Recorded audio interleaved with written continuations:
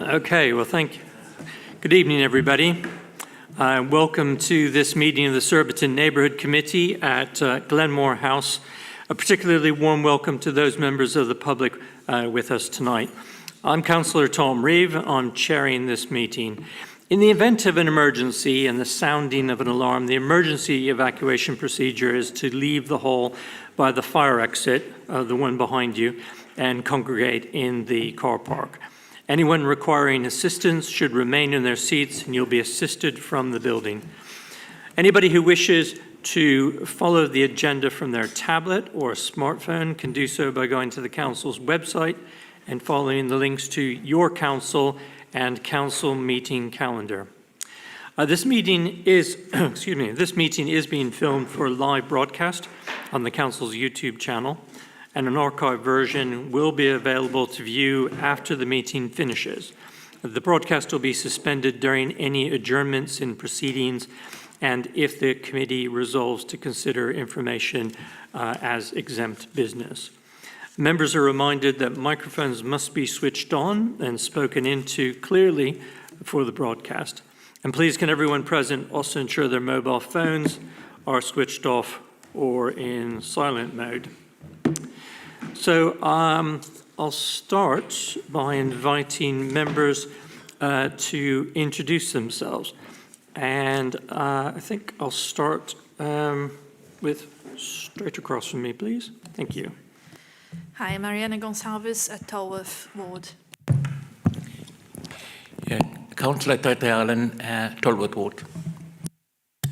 Andrew Waldridge, Tolworth Ward. Peter Hurlinger, Alexander Ward. Ian Manders from Alexandra Ward. Jackie Davis, Berrylands Ward.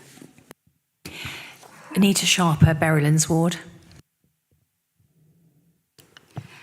Good evening, I'm Alison Holt and I represent Surbiton Hill Ward. Liz Green, St Mark's and Seething Wells Ward. Jogannathan, Seething and St Mark's, St Mark's and Seething Wells Ward. Thank you. Okay, thank you, councillors. We also have officers present who will introduce themselves when they present their reports.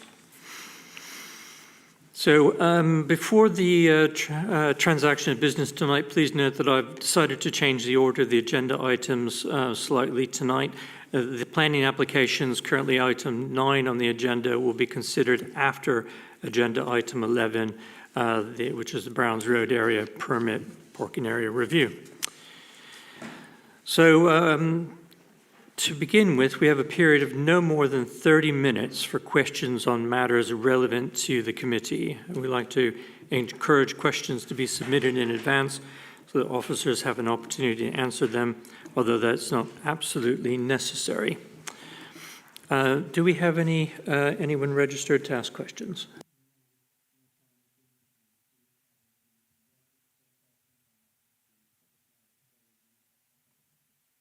Okay, so we have no public questions tonight.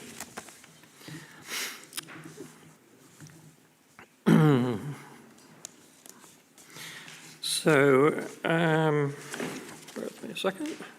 Petitions. And we have, yes, petitions. So we have no notice of intention to submit a petition tonight. So we can move on to item 3, apologies for absence. Herman, do we have any apologies for absence? Thank you, Chair. Apologies for absence received from Councillor Diane White. Thank you very much. Item 4 is declarations of interest in attendance at site visits.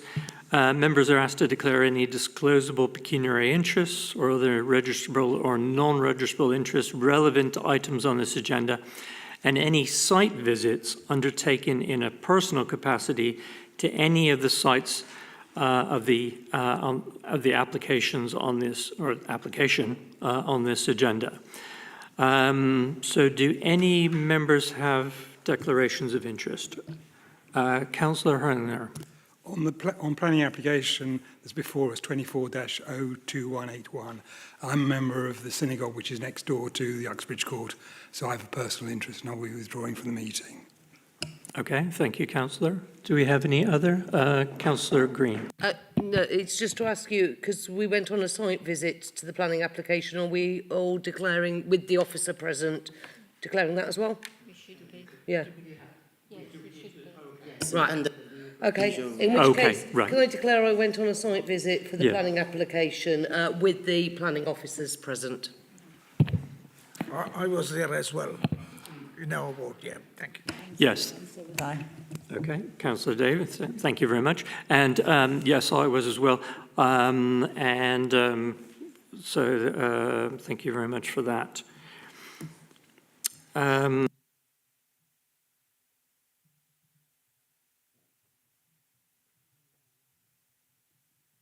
So the minutes of the meeting held on the 15th of July 2025 have been circulated to members. Do members agree to confirm the minutes as an accurate record? If that's unanimous, thank you very much. I will sign those later. So we move on to item 6, which is the Community Grants Programme.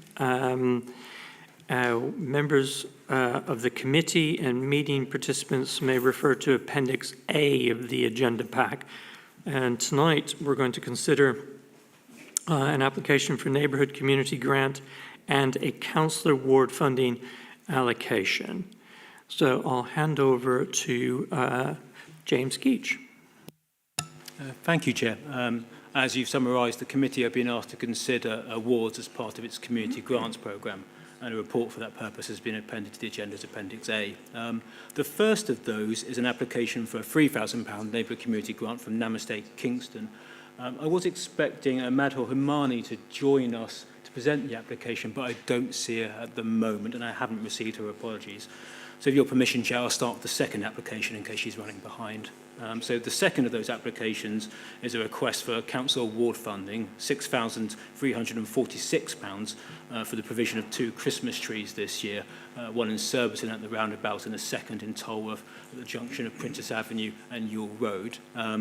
As in previous years, both trees are the same specification, the same height specification, and will be illuminated for the duration of the winter period, and they will be maintained by the contractors whilst installed. All the details are set out in paragraphs 16 to 17 of the report. I'm happy to take any questions. Thank you, Chair. Okay, thank you. Thank you very much, James. I'll now move from the chair.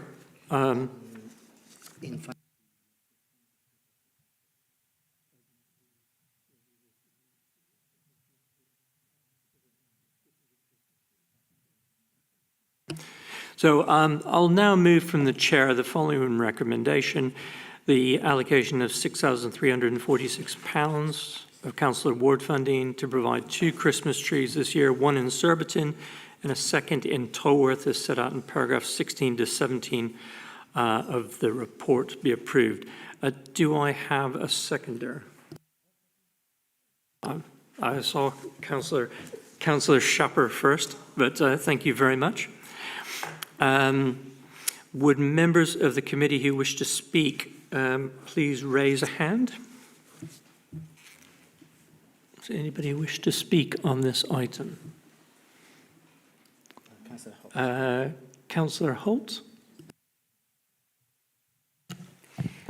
Thank you. I would like to speak in favour of getting the Christmas trees from our ward funding, largely because I think it's a really good thing to do, and I know we've curtailed it a bit, and we're just looking at having the trees rather than the Christmas lights. But I know local businesses and residents are getting together to look at what we can do for the future, and so I think for this year, I'd like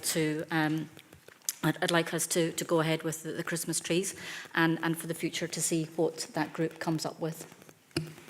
Thank you, Councillor. Do any other members? Yes, Councillor Gonzalez. I just had a question. Is it time for questions? Indeed. Thank you, James. I just want to ask about the size of the trees. Are both trees the same?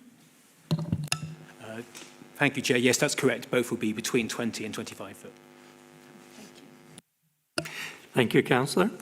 Right. Are there any further comments or questions? Okay. Well, can I take that? We'll go to the vote then. Can I take that as unanimous, or do we need to have a vote? Okay. If there are no nays, that's passed unanimously. Thank you very much. So, yes. Okay. So, would you like to carry on, James? Yes, thank you, Chair. So I would turn to the first application, which is from Namaste Kingston, and we are, I think, joined by Madal Himani, who's going to briefly present the application. Before they do so, I'll just quickly draw members' attention to the report. As you can see there in the report, in paragraph 5, the application meets all the minimum requirements of the programme. And also, as you can see, in Table 1, they provided a budget for their festival. And you can see further down how it meets the outcomes set in your neighbourhood community plan in paragraph 15, in particular those ones under the together bracket of T2, T3 and T4. So I'd like to invite Madal to come forward and briefly introduce his project and how we'll spend the application if it is awarded. Thank you, Chair.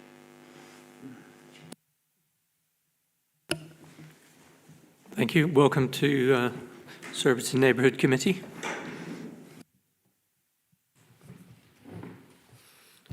Thank you very much. Apologies for the delay in coming through.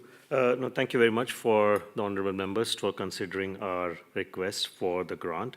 As most of you are aware, we are Namaste Kingston. We are an organisation associated with primarily working towards not integrating, I would say, bringing the South Asian community to contribute more towards Kingston and Surbiton and the overall, so to say, activities that we do.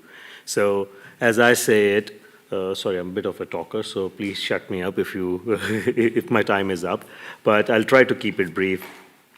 Most of our community members have integrated within the community quite well, and what we are looking forward now is to move from the next step forward from integration to kind of contribution now. How can we give back to the lovely and the wonderful society at large that we have in Kingston and Surbiton, and how can we contribute towards the various causes? And we participate in various activities, but the Diwali function is one of the ways in which we can promote a lot of these other activities that happen within the council, other activities, and also generate, so to say, some awareness on some of the sessions. We partner with a lot of other organizations like NHS and a lot of local organizations, charity organizations, to raise awareness about their causes as well as part of this. So the grant is to kind of cover our cost. We are a CIC, to be very honest. We are a CIC right now. And if you can see the budget that has been submitted, this grant would help us break even with the commitments that we see as part of the event. Okay. Well, thank you. Thank you very much. Do members have any questions for our applicant here tonight? Councillor Hurlinger? Yes, the report indicates in point 13 that last year's event took place in Hollyfield School. Is this year's event also taking place in Hollyfield School? So this year's event is proposed to be conducted in Chesington. So the Holi event will be in Hollyfield School, sorry. That is what we are proposing as well. It's the center of the borough, essentially. So the constituents or the participants from across the whole of the borough can come over there, and we find it to be a very central location for everybody with parking and also public transport and also accessibility. Okay. James, you were... Just a point of clarification, thank you, Chair. I think I'm right in saying the applicant has a Diwali festival in Chessington this year, but the Holi festival will be in Surbiton at the school.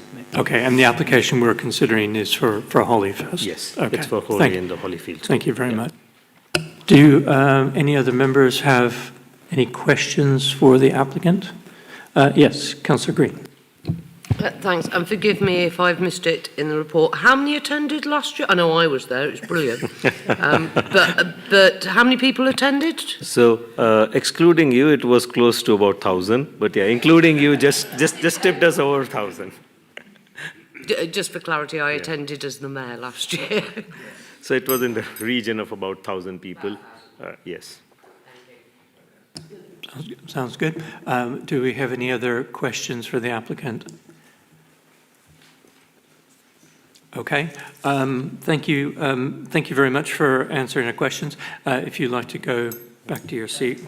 Oh yes, and then we'll move on to comments. Yeah, and then sorry, I was going to add. Thank you, but Chair. You don't have any. You don't have a question for the No, applicant. no. Okay, fine. You can, if you like, you can sit. You can stay there if you like while we have our discussion, or you can return to your seat, whichever you prefer. No problem. Okay. Thank you very much for listening to me. I'm here in case you have any further questions or anything comes up during the comments. Thank you very much. Okay, so can I see a show of hands of anybody who wishes to comment on this? I've got Councillor Tyler.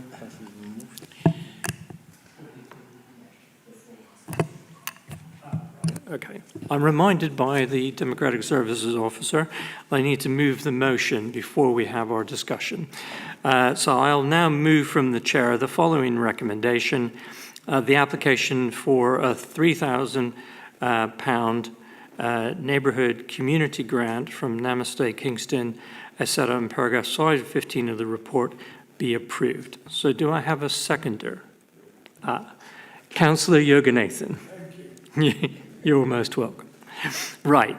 So now, Councillor Thailand, does anybody else want to raise their hands at this point? Okay, Councillor Thailand, please. Thank you, Chair. And I just want to say I was one of the 1,000 people who attended the event this year. It was a very colourful event attended by lots of councillors and all different communities as well. And it was a nice sunny day, and it was one of the very colourful festival I attended. And it's a very well-organised organisation as well. They participated over the weekend in Kingston 2025 River Cultural Festival. They had a boat decorated, and they had a stroll as well. And on Sunday at the carnival, again, they performed and had a stroll as well. So it's a well-established organisation working with all the communities. So I'm happy to support their grant. Thank you very much, Councillor. Are there any further comments on this application? No? Okay. Well then, can I take this as unanimous, or do we need to have a vote? Agreed? Okay. If there are no nays, that is passed unanimously. Thank you very much. Thank you very much for coming tonight, and good luck with the event.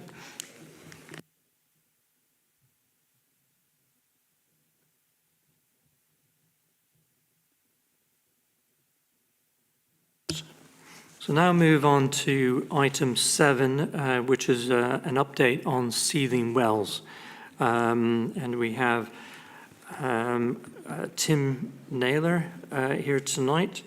This is not an item for decision, but the committee is asked to note the updates provided in the report. However, if members of the public or committee wish to make any brief comments on the matter, I'm prepared to take these as well. So if I can invite Tim Naylor, who's Director of Planning and Regeneration, to give a brief introduction to the report. Thanks. Thank you very much, Chair. So this is the third annual report to the Surbiton Neighbourhood Committee, first being on the 25th February, then 10th of June, and then tonight. And then we are providing an annual report to the Place Committee on the 18th of September. So this comprises the update on recommendations that were made by the All-Councillor Working Group on seething wells, and made the recommendations based around a full council recommendation following a petition, which then made the recommendations to Place Committee. So there are some which I don't have an update for, so I won't dwell on those. Recommendation A and B, points 4 and 5. And I've just lost my screen. Sorry, hang on, I'll just get it back.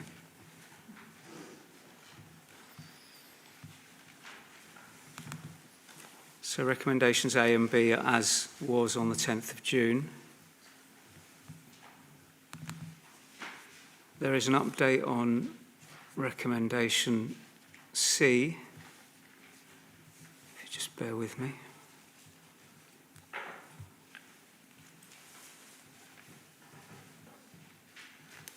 Which relates to the application to Historic England for a number of components on the site to be listed. Right, got it. Okay, so yeah, recommendation C, there were 4 applications made to Historic England for listing: the filter beds themselves, the pumping house and the boundary railings, and then 85 Portsmouth Road. We've only had a response on 85 Portsmouth Road, which is outlined in the italics below, which essentially is a refusal. They're suggesting that it's not covered by the 3 categories that are used by the Department for Culture, Media and Sport to prioritise designation. So that's threat, strategic priority and significance. And they don't consider that it conforms to those. So that particular component is not been accepted. And I don't have a time frame for the other 3, but I'm assuming they'll probably take another 6 months or so to get to us, as did the first one. Recommendation D, again, no further updates on this. We've had a bit of a gap in the Council's biodiversity officer. We now have a new one in post. So I'll be providing a briefing to that particular officer to see whether we can get some movement with London Wildlife Trust, primarily to look at the biodiversity of the site and whether there's something we can do to improve the site with the owners' support. Recommendation E was about the inclusion of obviously Seething Wells as part of the Riverside South Conservation Area Appraisal and Management Plan, which is ongoing, and I have no further update on that, but the Heritage Officer is prioritising that, along with many of the other conservation area appraisals and management plans that need to be carried out on all the conservation areas. But we are looking at this. In terms of recommendation F, this was a suggestion that the model that was used for the working group is adopted for other initiatives across the council as a model for engaging with communities about particular issues. That is still available, but there's been no uptake in that yet, I think, because there probably hasn't been anything that's presented itself with that requirement. But it is still there as a model should councillors or indeed officers wish to move it forward. Recommendation G was about creating a positive or maintaining a positive dialogue with the owners, and I have periodically contacted them for various updates, particularly with regard to the completion of the Section 215 notice, which was largely focused around the pointing of the walls and the railings. That's now complete. But I also had a conversation with the owners in July, really just to sound them out about whether they were willing to engage with us in a bit more, with a bit more dialogue.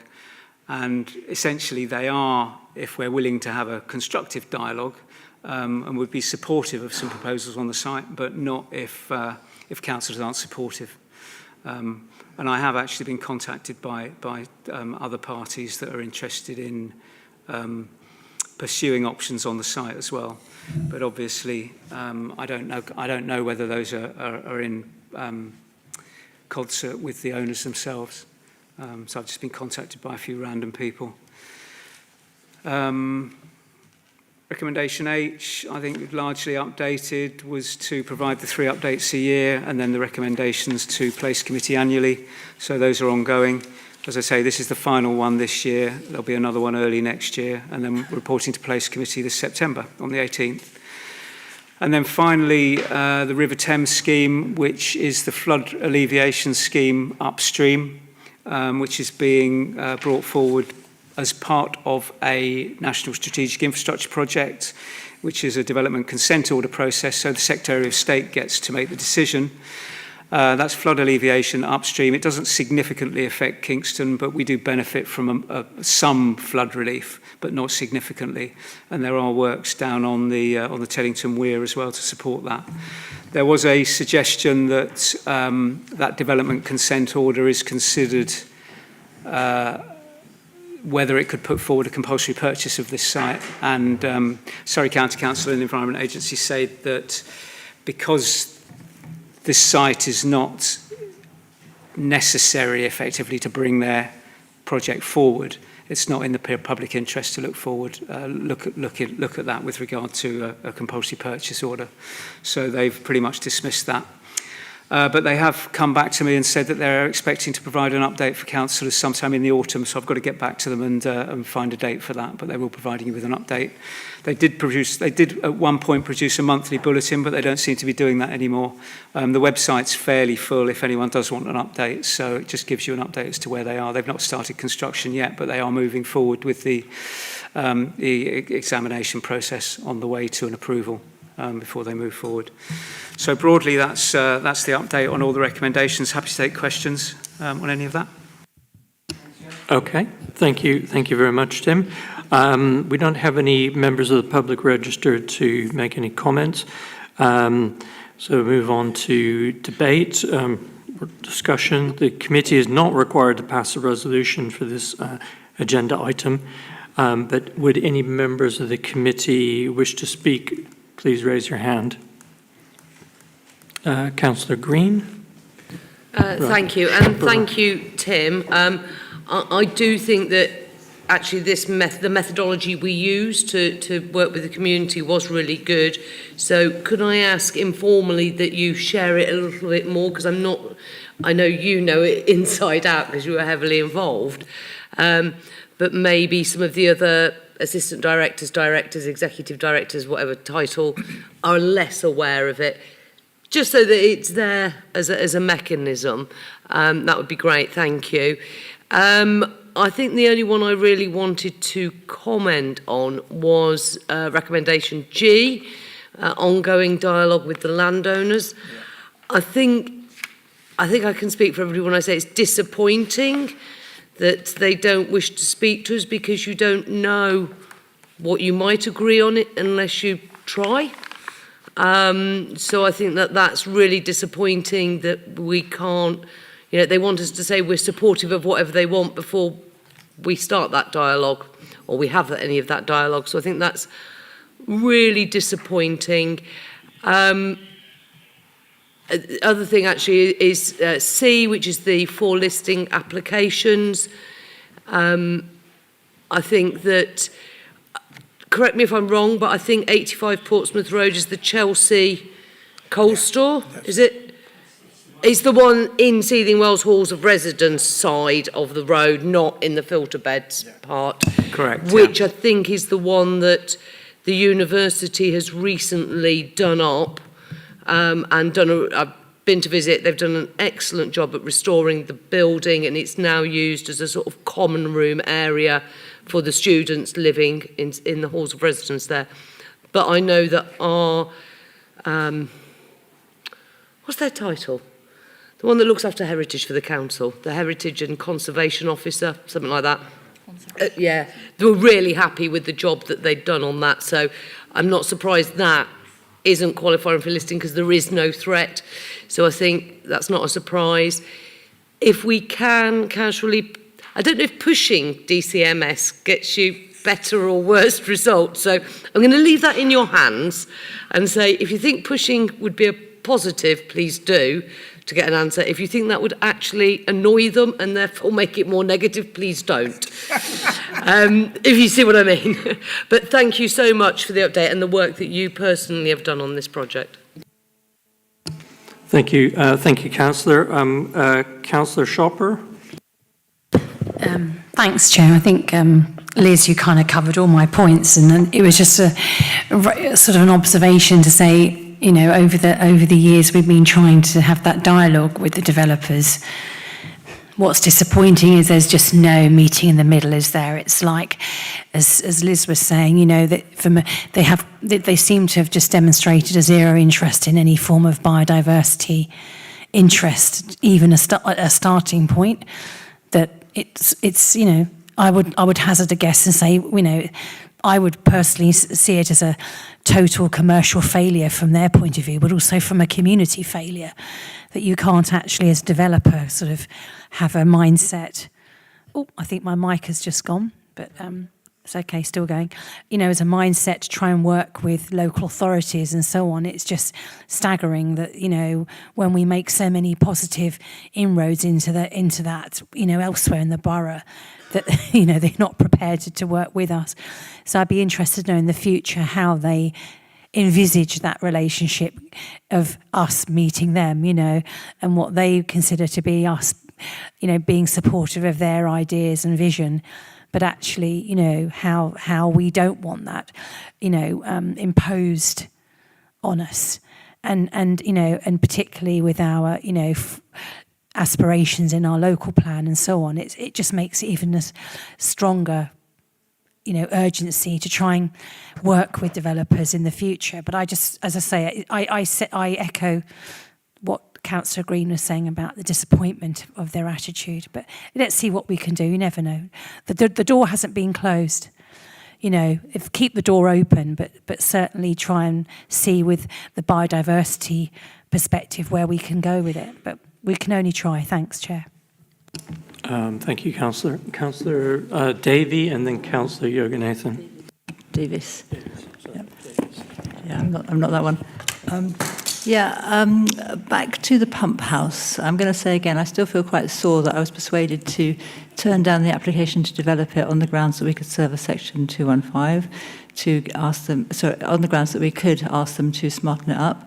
I understand why we're not going to do that. It would cost a lot of money, could lead to appeals and all sorts of problems. But is there no way we could get them to do something to tidy it up, paint it over? It's the first building you see as you come into Kingston.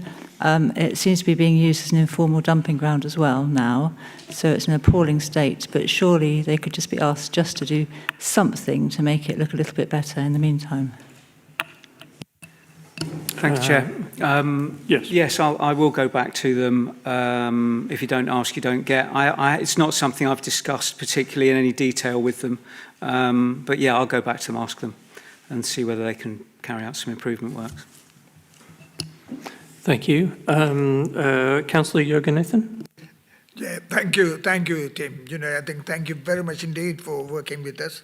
The community engagement, I think my councillor, you know, we are the ward councillors, Liz Green and myself and Diane.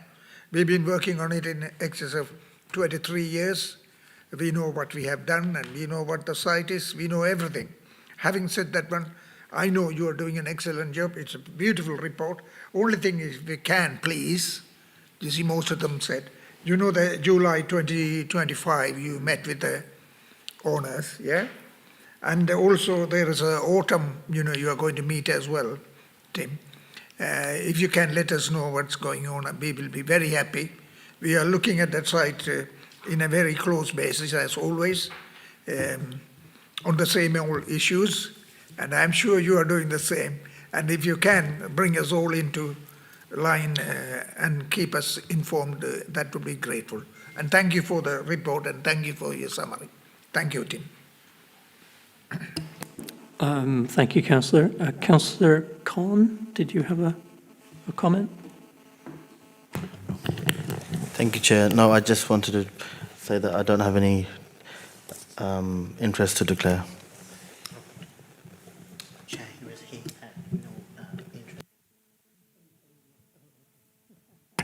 Okay.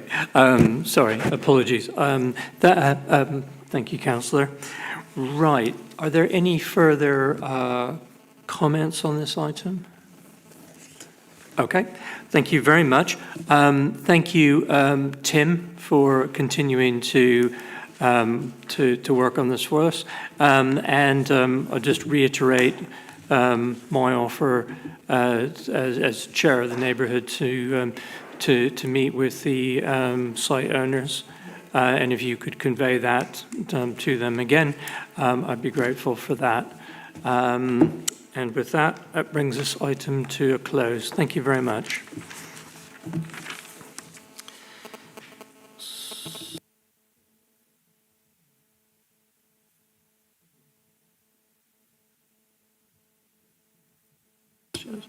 Okay, we now move on to item 8, which is the Tolworth Area Healthy Streets Scheme. This, members of the committee and meeting participants may refer to Appendix C of the agenda pack. And I would like to invite Eunice Amade, our principal engineer, to introduce the report. Eunice. Thank you. Thank you, Chair.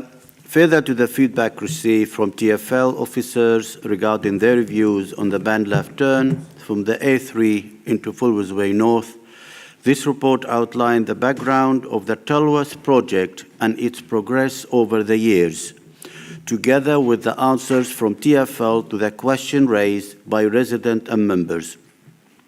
This report concludes that no further action will be taken forward. However, officers will continue to monitor the situation in Tolworth area and address road safety concerns accordingly based on data. Therefore, I'm asking members to approve the recommendation on the page C1, which is first, the feedback received from Transport for London on a left turn ban from the A3 into Fulwards Way North be noted. Second, in light of the feedback received from TfL and the question and answer session on the 15th of July 2025, meeting of the committee regarding addressing through traffic by restricting traffic from entering Fulwards Way North from the A3, no further action be taken regarding the left turn ban or any selective automatic number plate recognition ANPR solution, and officers to be requested to keep using healthy street indicators to actively promote the health and well-being of the resident, seeking the shift the focus of street design from prioritizing motor vehicle movement to creating spaces that are safe, welcoming, and conducive to walking, cycling, and using public transport. I'm happy to take any question, Chair. Right. Thank you. Thank you very much, Eunice. We don't have any members of the public registered to speak on this item, so we'll move on. We'll move on to debate, during which members can ask questions of Eunice. Thank you. So I will now move the recommendations at the front of the report. Eunice has just read those out, so if I can take that as read, they are the recommendations on page C1 of Appendix C. Do I have a seconder for this? Yes, Councillor Gonsalves, thank you very much. Right, so would members of the committee who wish to speak please raise your hand?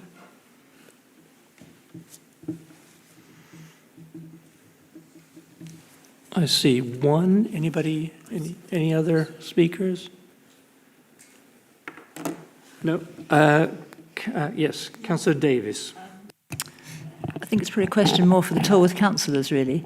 By voting for this, are we saying that there is no traffic problem in Tolworth?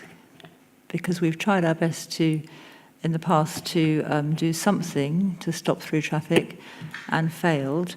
So does this mean that you're quite happy with what this says and that 474 cars can come and go morning and afternoon? Quick question. Okay, if the Tolworth councillors wish to answer that question. Yeah, okay, could you turn on your microphone? Thank you. Right. Councillor Waldron. That's an extraordinary question considering the level of time and effort being put into this particular exercise, which you've been party to. The answer to the question is nothing's perfect, but this is as good as it gets. Thank you. Thank you. Thank you, Councillor. Right, are there any further questions or comments on this item? Yes, Eunice, would you like to come in? Thank you, Chair. I think it's a very interesting question. However, I think we need to look to the situation overall. When we say about if we are satisfied with the current situation in Tellworth, what we're saying, the current situation is acceptable. There have been a lot of push about when we introduced the LTN on Tellworth for things to be done in Thornhill.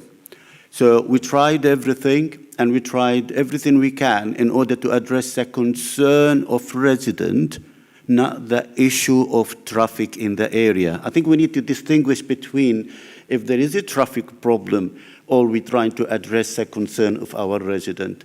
And I think we tried everything we can in order to address our resident concern. But we find out whatever we need to do at the end, there's going to be huge impact in the whole of the area. So therefore, we as an officer, we recommend to the ward member and to all of you members, the situation as it is acceptable, and that is something we would like to leave it as it is for now. As I said in the report, we maintain looking into the using the healthy street to making sure road safety has been addressed, but based on data, not on perception. So I do hope that answers the question. Thank you, Eunice. Are there any further comments or questions? Okay, so we'll proceed to vote on this. Can I take it as unanimous, or do we need to? Are there? Okay, so we'll take. Okay. So I'm advised we need to take a vote. So can I ask all those in favour to raise their hands, please?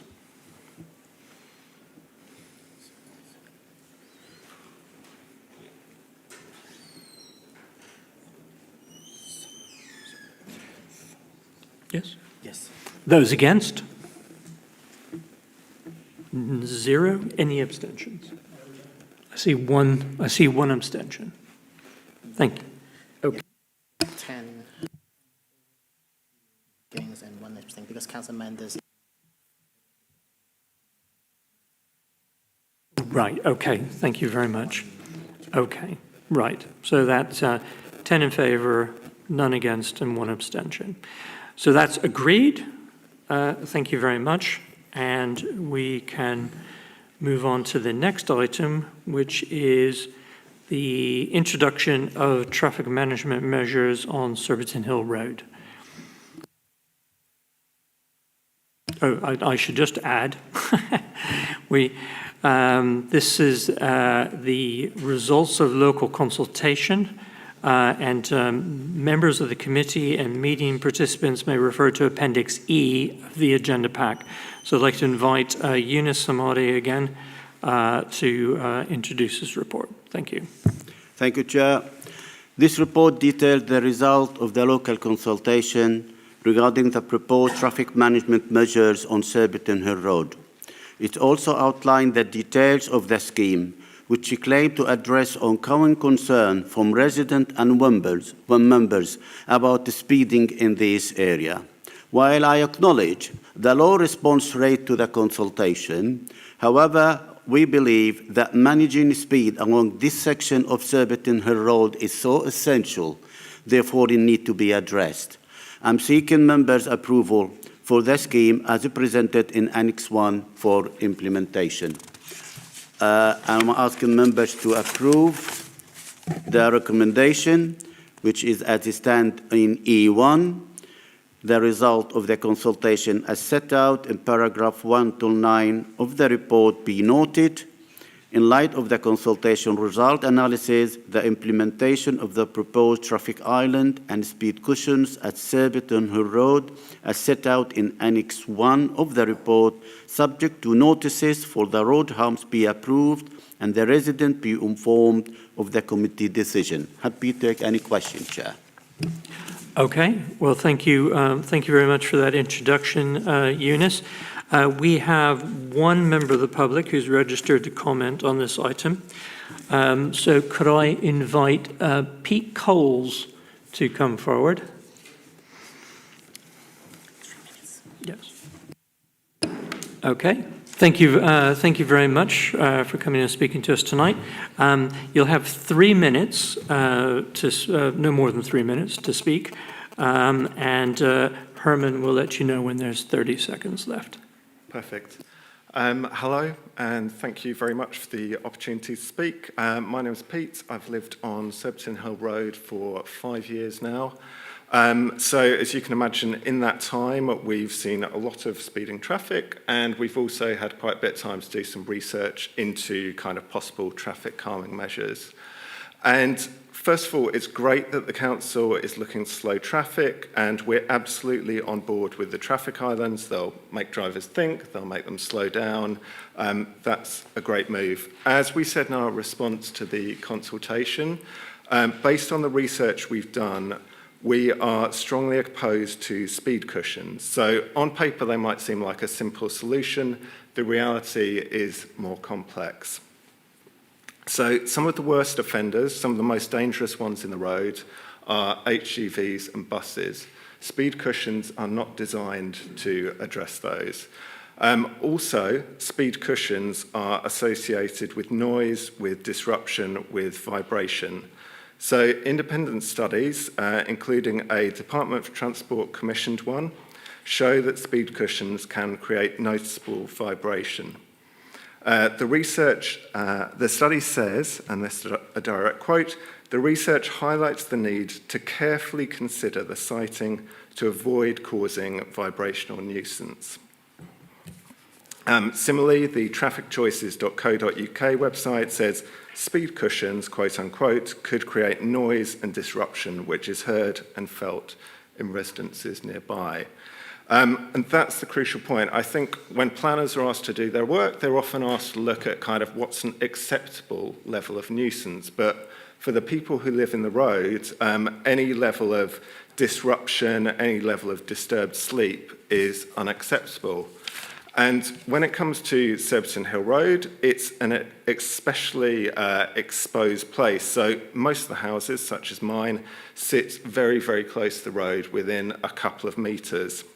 So we don't have big gardens, or a lot of us don't. We don't have big driveways, which would kind of ameliorate and kind of dampen the noise. And that means that every jolt, every vibration will be more intrusive than it might be in another location. So to summarise, yes, traffic speeds must come down. We are absolutely on 30 board, seconds. thank you, with traffic islands, and we think they'd be a great idea. But to me, and based on the research we've done, the speed cushions would not be a good solution.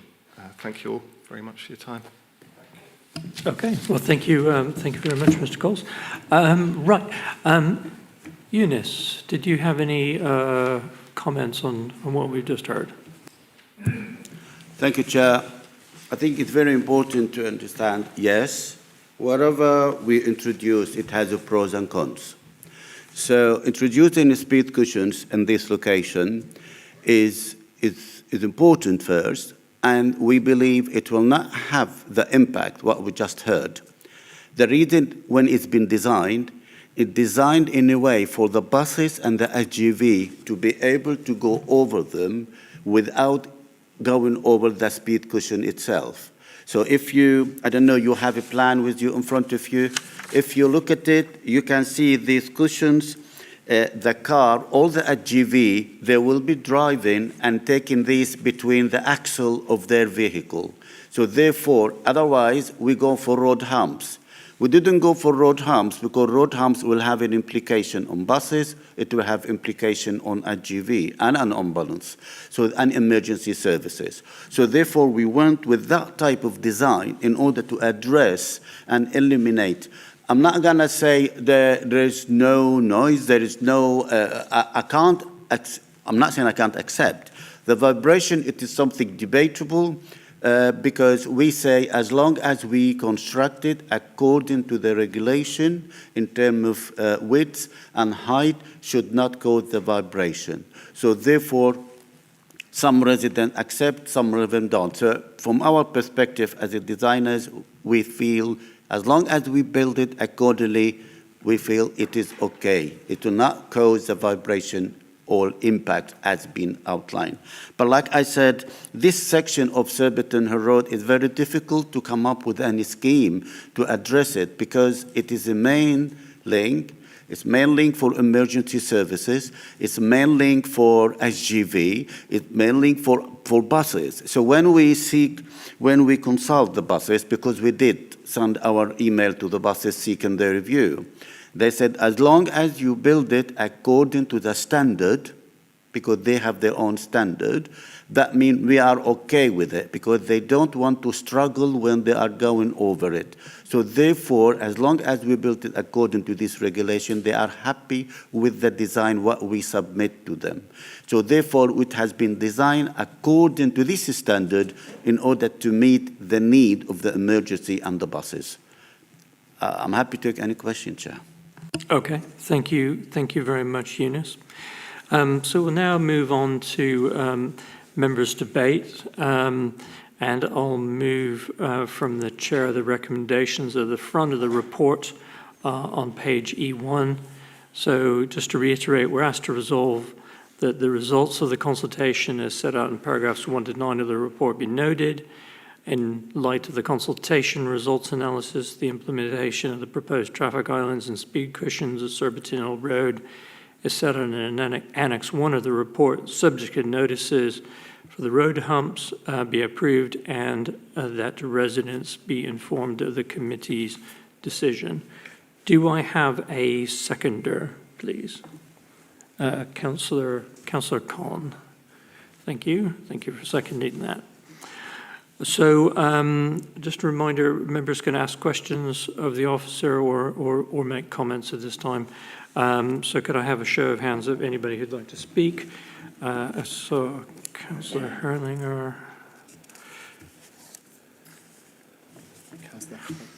Holton Green. Right, okay. Councillor Herlinger. Just for the sake of completeness, Eunice, on point 7, you indicated that the fire brigade, the Metropolitan Police, had no objections. Did we have any response from the ambulance service?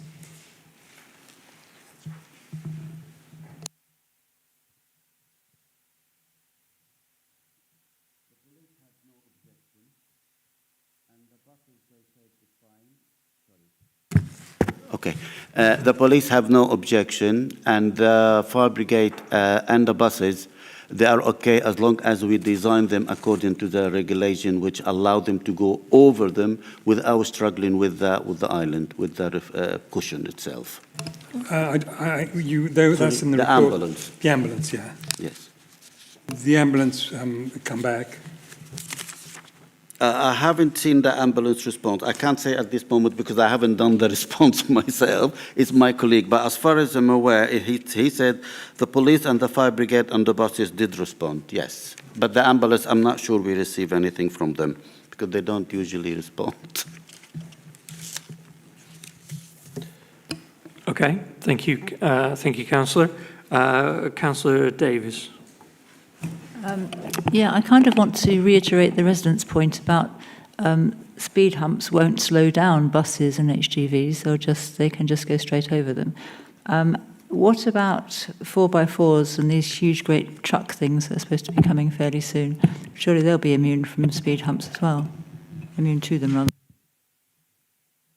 Actually, that's a very good point. Yes, if the vehicle is too big, then the same axle width, the same as buses or the same as HGV, they will go over them without slowing down. I think the concept is people, they will slow down when they go over them because the way how they're placed. You see, because if you think about the Surbiton Hill Road, it's not a straight road, it is a bend. So in order to negotiate them, you have to slow down in order to negotiate these cushions. So therefore, I think, yes, they will go over them, but I think because you have to slow down to negotiate them, so you already achieve what you want by reducing the speed at this area. I don't know if that answers the question.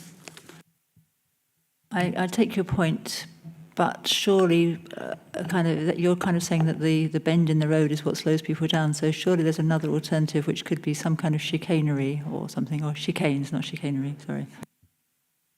I can assure you, Councillor, I tried everything I can, because you have to think about continue the movement of traffic. Because if you want to put chicane, that means you're giving a priority to one on the other. And this is one of the main roads into the town centre. So therefore, by having that, that means you are delaying the traffic. You have to wait to each other by creating that chicane. And that is something, it will create a queue, and that means it will have an impact on the whole of your road. So we explored everything. And I think, I have to be frank, members, I don't like road humps, I don't like speed cushions, I prefer to go for something completely different. But the situation at that particular location, we find that's the only solution we can address the issue here. If there is any other scheme or anything else members want me to explore further, I'm happy to take it on board and come back later if that is my members' feeling. Oh, okay. Okay, thank you very much, Eunice. Right, Councillor Green, I think you wanted to respond specifically to that one. It is. Part of why speed humps and the speed cushions work, and later on when I get a chance I'll address the other element of it, is they cause a mobile roadblock. So me in my car that is not a 4x4, slows down for the speed hump, the bus, 4x4 or anything else behind me, barring emergency services I've pulled out of the way for, has to also slow down because it's behind me. It's like how 20 mile an hour works with no measures. It's that if you've got 2 or 3 people doing that, the other people behind you have no choice but to also slow down. So that's how it slows the larger vehicles, but without the noise and vibration that would be caused by them going over it, because obviously larger vehicles create more vibrations. So they're not creating the vibration by going over the hump, but the car in front of them is slowing down for it. So that's part of how I see the principle working. Yeah. So I just wanted to come back on that point of, is it worth doing that Councillor Davis was sort of mentioning, because it doesn't slow down 4x4s and other large vehicles. Thank you, Chair. Right, and would you like to remain in the queue to speak later? I'd like to remain in the queue. Yeah, okay. Thank you. Councillor Shopper. Thanks, Chair. Eunice, I've just got a quick question. Overall, the plan, which I think the island is a great idea. My question is, have there been, from your knowledge, any instances of cars overtaking? Because there's a blind bend as you go round, so it's quite hazardous if you were even attempting to overtake. So where the islands go in, is that really going to stop anyone basically even attempting to overtake? Because I can't recall that there are any no overtake lines in the centre of the road. I personally think there should be, because I do think it's rather hazardous. But do you think from a highways perspective that this will curtail anyone even sort of thinking about overtaking? Because they would have to negotiate the islands, wouldn't they? Thanks. I think, remember, it's very important to understand I cannot guarantee the behavior of the drivers. However, all what we've done is we've done safety audit to the scheme. And the auditor, he didn't pick up any issue with the scheme. Only the point he pick up is about the width restriction of the speed cushions to be within the standard to allow the fire brigade and the emergency services to go through. But it is something. So if they do it, I don't know, I can't say. If they don't do it at the moment, will they do it after? So I don't know. I'm afraid I can't answer that question for sure. All what I can say is, from our perspective, the way how we proceed, we do the safety audit. Any issue raised with the safety audit, we'll address it. And that's what we've done with this scheme. Thank you, Councillor. Councillor Holt. Thank you. My question is about whether you need to do both things, because we have had residents coming to us who, and particularly if you live near the cushion, I think they're the ones that are coming and saying, or writing to us and saying that there's a noise, because it's on the basis of perfect driving. And whether it's the buses or it's a small car, it depends how you approach the cushion, whether it makes a noise. And I certainly know from roads in my ward where residents are not very happy if they live too close to the bit where the cushions are. So is it possible to not do the cushion, but to do the island and see how that goes, and then consider doing the cushions in the future, or do we have to do both? Sorry. No, we don't have to do both. But what do you want to achieve at the end of the day? I think you want to outline your objective. If your objective to make the people slow down at this area there, the island itself, it will not give you the outcome you want. So therefore, we put the cushions in order to achieve the outcome we want. But if members want us to just to put the island for now, then do speed survey and come back again, we can, but I can't guarantee I have the money for that later on. I'm just being frank about the situation we have at the moment. Okay, thank you, Councillor. Did you, okay, Councillor Green? Thank you. Yes, so I wanted to address some of the other issues that are around this. It absolutely is a horrible speeding point, particularly coming down the hill. And it is, we have had some very near misses coming down that hill, and it is between two schools. So we need to do something, in my view. And it is very limited what we can do because of the nature of the road being a bus route. It is used by ambulances and police and other vehicles, emergency services. So we can't completely hold up the traffic coming up and down it.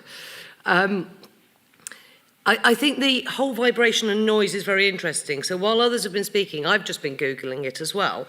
And I found one that as long as you have narrow cushions, and so the narrow cushions at less than 1.7 metres, it has a very small effect on the maximum noise levels. And actually they can reduce because the cars are slowing down, and therefore you do not have the cars going over the rough surface as at a speed which increases the noise. We know a motorway noise is much higher than a normal road, the noise coming from traffic on a normal road. And it's to do with the speeds that people are doing. And again, with the vibration, and this is a report by the Transport Research Laboratory that I've come across, and I haven't read it all in detail, I am just picking up a few things because this has just been raised. It again says, hang on, gave ground bore vibration levels in track trials than the narrower, higher levels if it's a 1.9 metres wide to 1.7 metres wide. And vibration levels increase if commercial vehicles cannot straddle the narrow cushions, and care should be taken that the cushions are placed so that the larger commercial vehicles can straddle them, is really important. I think one of the problems we've got is we've had speed cushions in this borough for, well, longer than I've lived here, which is about 25 years. No, 28. And I don't think we used to design them very well. I think I'm being honest, I think we've got better over the years because we would have been quite early on an adopter of speed cushions. I think we've got a lot better at how they are designed.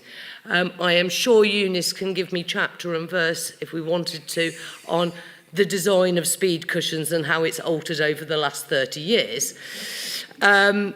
So I think the idea is that the modern speed cushion, which is not what you mostly see around the borough, because those are not modern speed cushions, will be minimal effect on noise and vibration compared to the speed bumps that commercial vehicles have to go over, and compared to the speed cushions we often have around the borough, which are not to today's standards.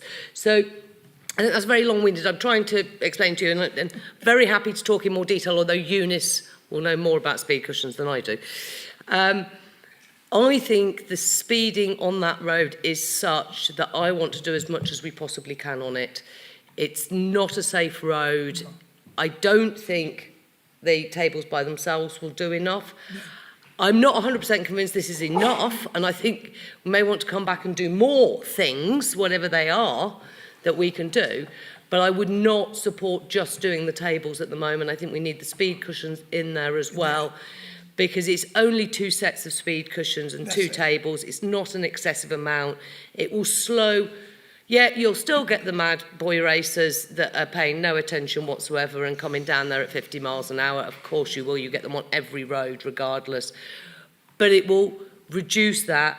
I think during the busy periods during the day, and the road is busy most of the day, it's not particularly just a rush hour thing, I think it will reduce the commercial and the buses, like I say, as a mobile roadblock. As cars slow down, the bus has to slow down. Desperately would like to make sure that TfL actually pay attention to our speed limits on all of our roads, but that's a whole other issue. So I will be supporting this, because I do think that has to take precedence, slowing the speeds on a very dangerous road. So, but thank you to the residents for raising this. I'm very happy to have a conversation about how the design of it minimises noise and vibration for people living on the road. That's good. Thank you, Chair. Very good. Thank you, Councillor. Now, let's see, just I've got Councillor Manders, Councillor Holt, Councillor Davis, Councillor Yoganathan. Anybody else? Any advances on that? Okay, that'll do for now. Okay, so Councillor Manders. Yeah, thank you, Chair. It is working. I have an answer to Councillor Green's question about when we first introduced, as it were, passive traffic measures, and that was the speed humps, which we installed in the Groves in New Malden in 1986, where I was the ward councillor. And I understand that at the time, I think we were the first council to install speed humps. They'd only become legal very, very shortly before then. Before then, they were only on private estates. So Kingston was one of the leaders, anyway, in that. And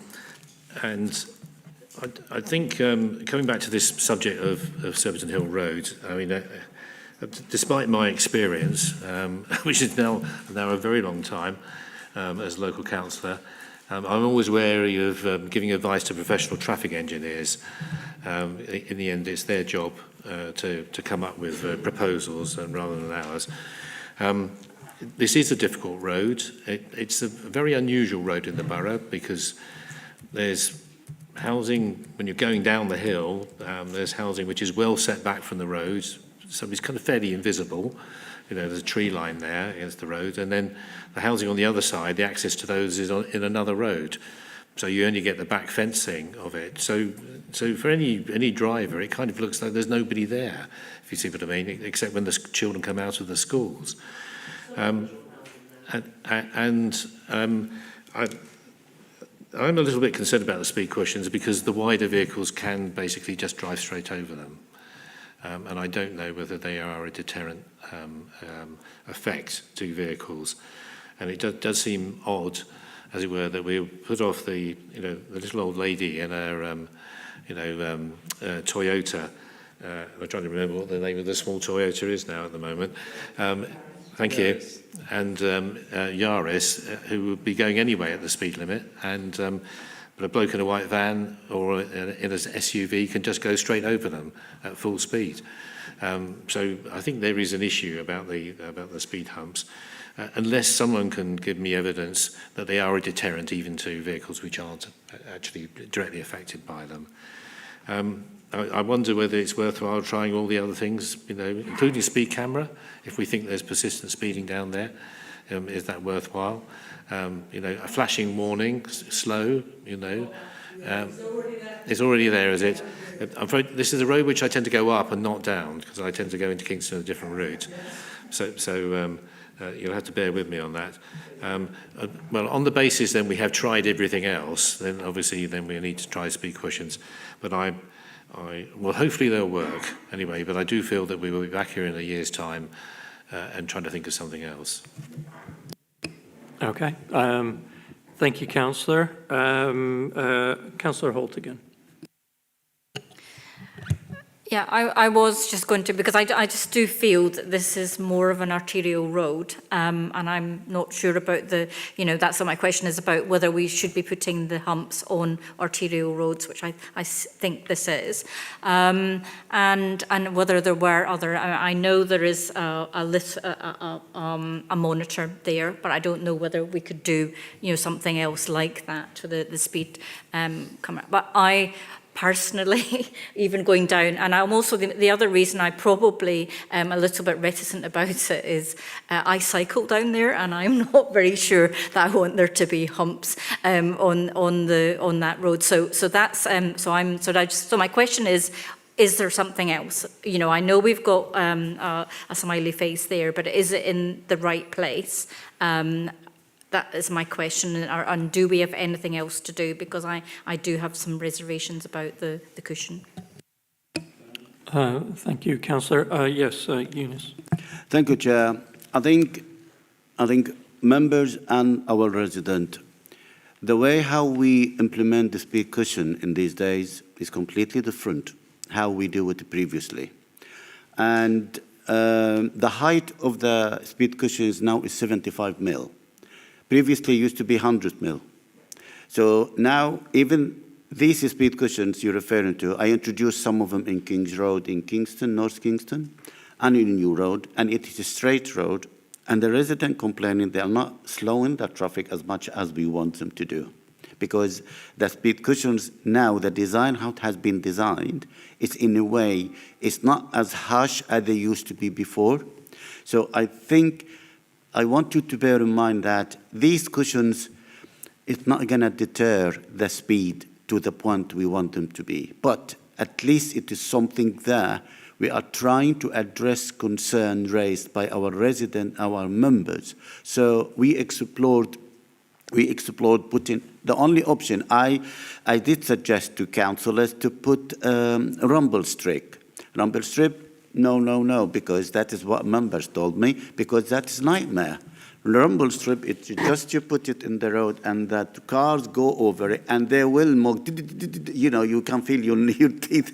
So, but the question was no for that, because this will not be okay for our resident. So wherever we need to put there, we need to have something which will have less impact, or impact is minimum on our resident. So I know Councillor Amanda's raised about the speed camera. Kingston Council do not put camera for enforcing speed. We don't have it. The only camera we have, it is the camera which has been put by DFT, which I think they are looking into changing the regulation, which hasn't been changed yet. So to answer your question, I did explore, and I've been scratching my head for quite some time for Surbiton in order to come up with something. And if you look to the number of cushions I'm putting in here, it's really minimum, because we are bearing in mind what does that mean to our resident. But we are trying to address a concern, what members keep telling us they want something to be done in Surbiton Hill Road, and we're trying to address that. And I feel, yes, after 1 year, I may come back here, and members gonna tell me that's not enough. We need more to be put there, because the cushions what you put is not slowing to the level we want. But till we know, till we put them in, till we see if there is any change, I cannot answer that question, but I explore a lot of options, and that is what we feel is cushions for that low height, 75 mil minimum width to allow HGV would be the ideal solution for this location.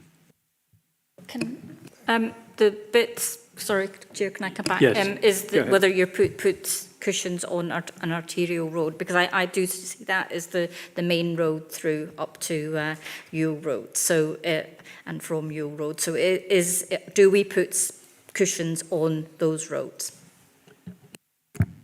The answer is we try to avoid to put any traffic calming measures on the main road.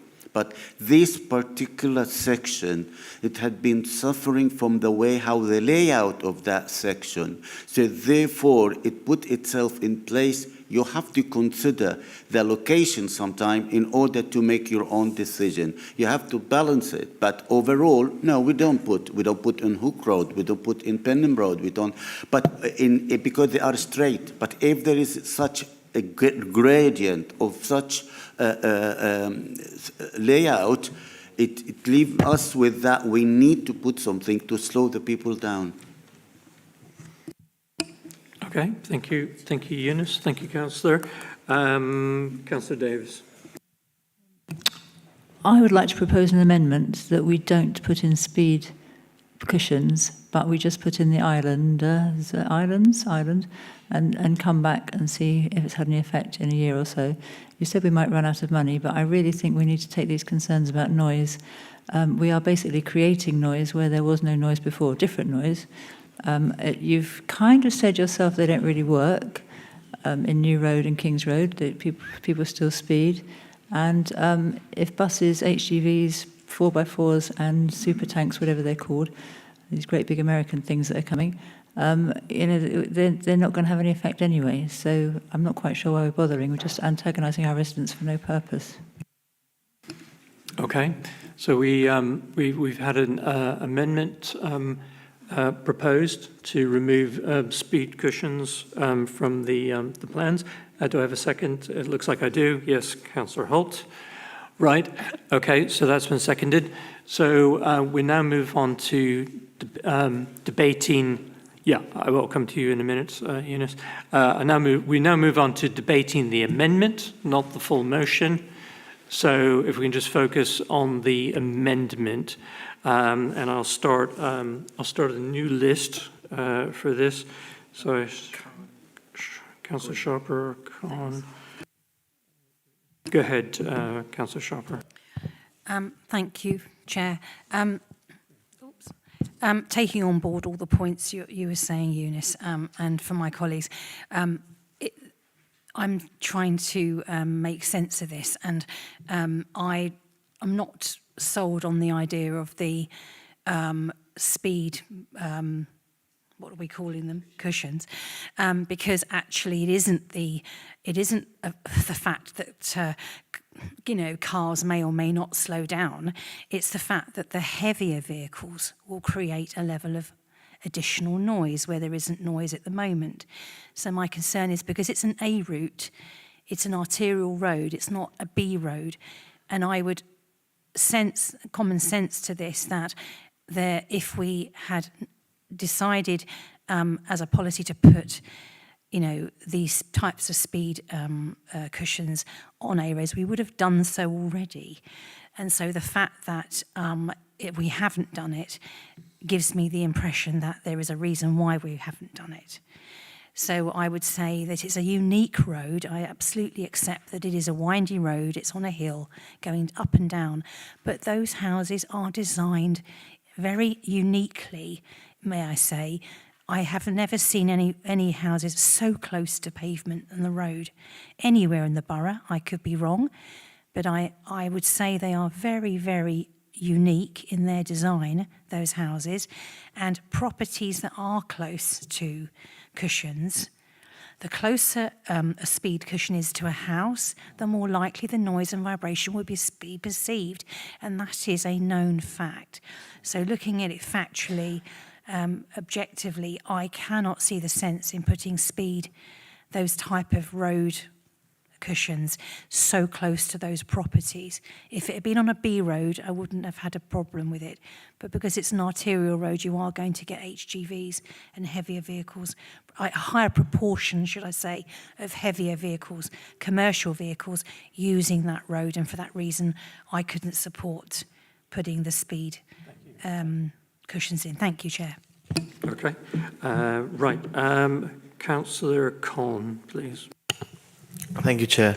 So, firstly, I wanted to ask how this had been identified as a problem in the first place. I'm not sure if you could maybe answer that.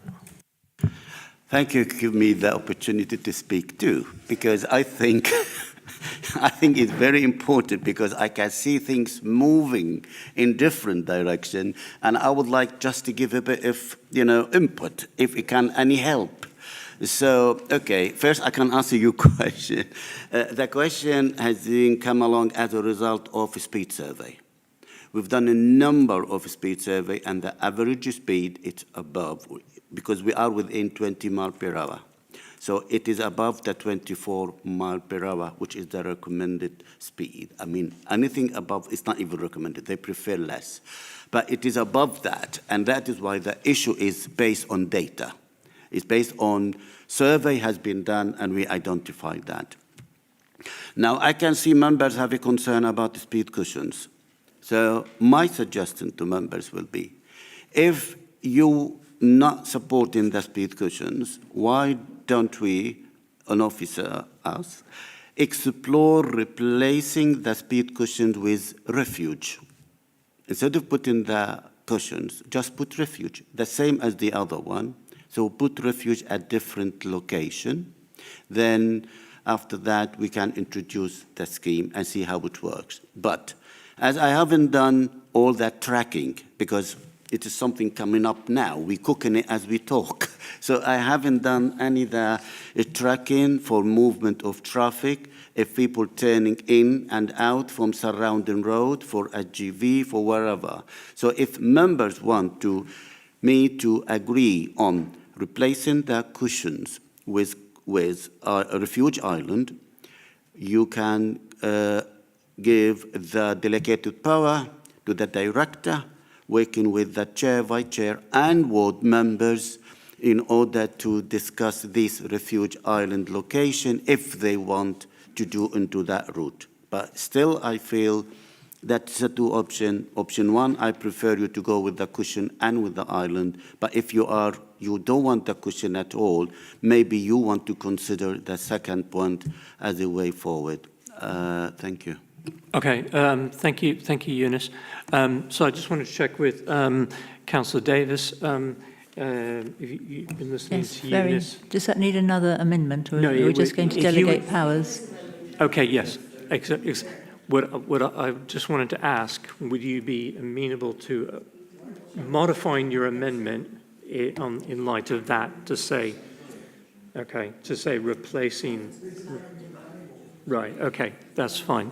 Thank you very much. I want to move on to Councillor Green now. Right, there's two confusing matters here. So Councillor Holt and now Councillor Shaver have raised the artillery, the main road, basically. And I understand that, and where the speed cushion should be on a main road.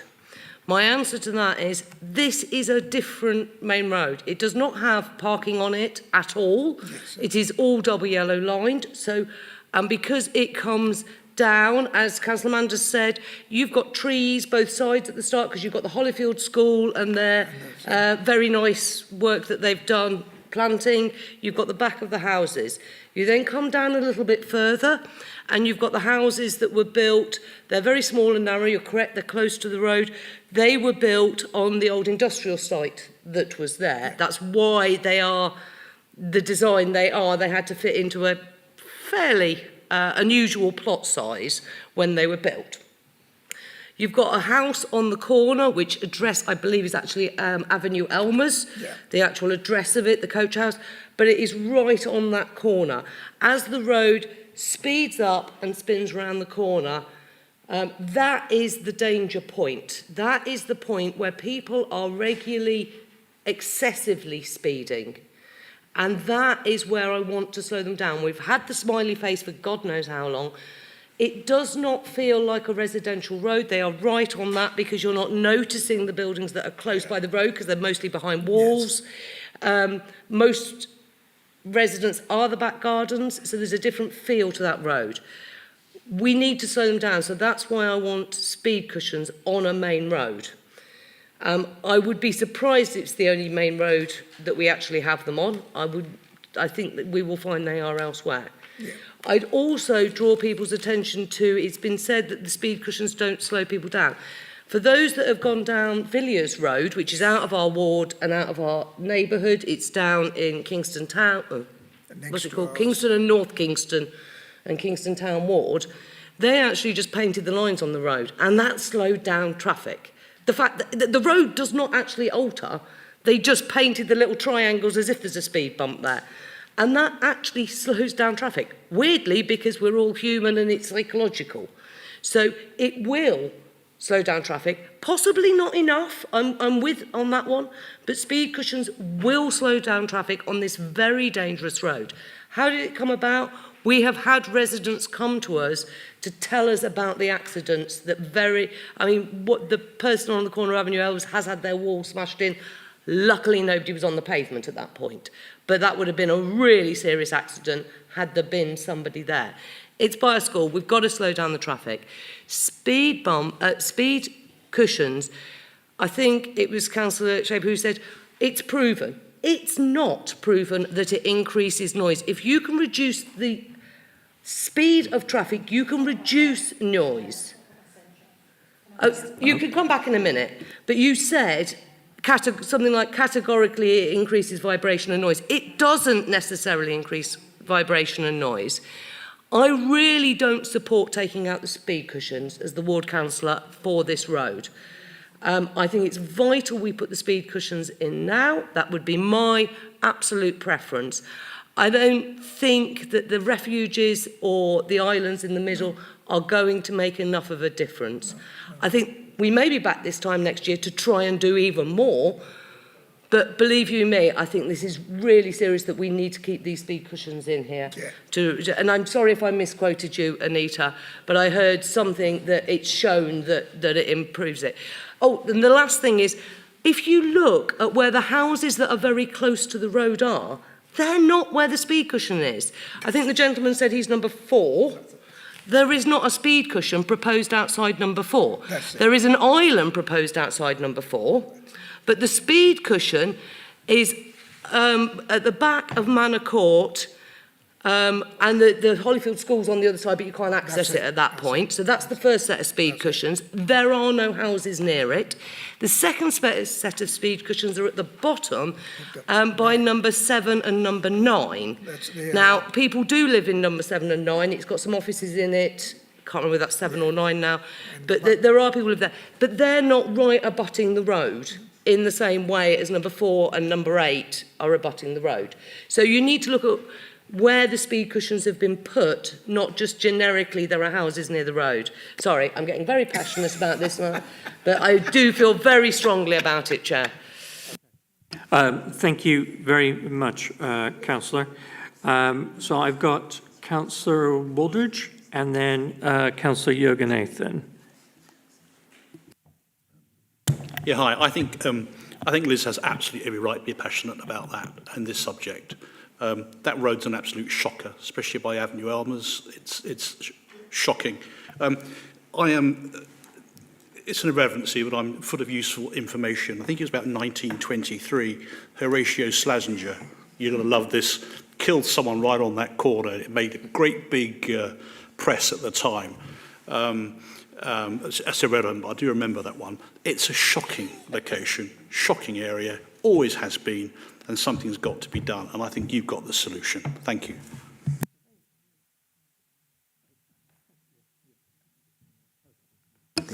Okay, thank you, Councillor, especially for the history lesson.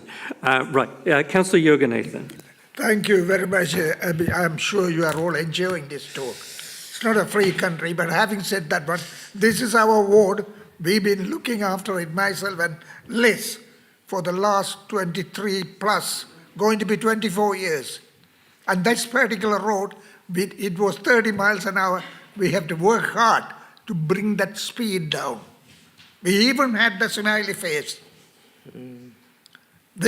One of the problems with them is we struggle hard to reduce the speed. The very reason is not only Hollyfield School, most of the children are putting their earplug and going and crossing everywhere. And on the other side, Surbiton High School. On the Avenue Elmers, Surbiton High School children, They were complaining, the parents, they can't cross that main road because they're coming older from Cranes Park Avenue. They were struggling. They had to go to the traffic light and they don't want that. So many issues have been raised, and we've been talking to Eunice, and Eunice was thinking. Eventually he has come up with this one.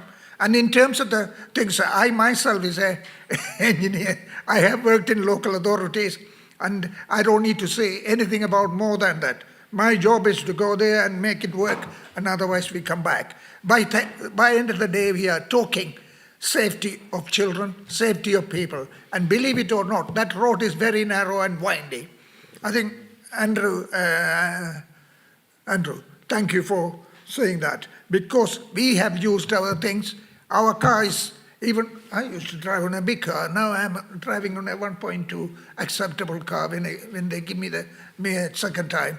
So I am following the 20 miles per hour. As long as you can keep the smiley face and everything right, we will love it.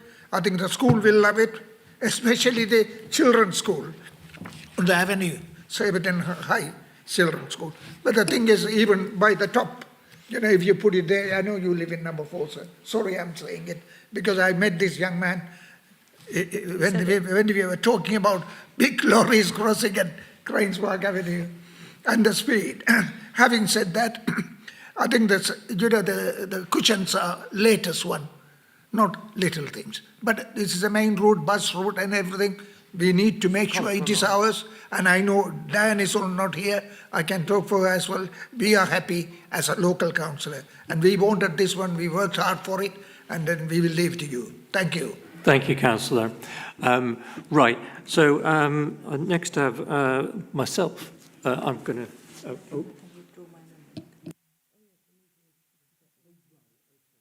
I'll yield to Councillor Davis. Sorry to confuse. I have listened to my colleagues and the ward councillors in particular speaking passionately on this.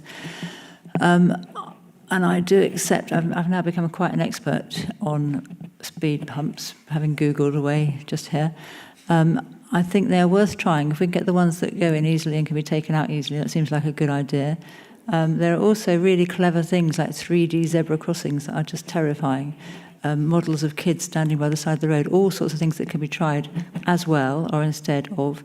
So I really have a lot of sympathy for the resident and his point, but I came here this evening determined, well, not even determined, just assuming we were going to pass this on the nod.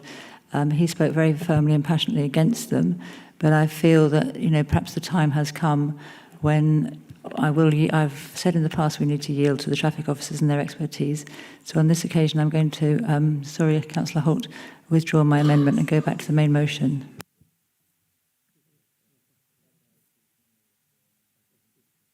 Okay, right. Okay. So thank you, Councillor Davis. So the amendment has been withdrawn. Of course, I'll just add anybody else is free to reintroduce the amendment if they wish.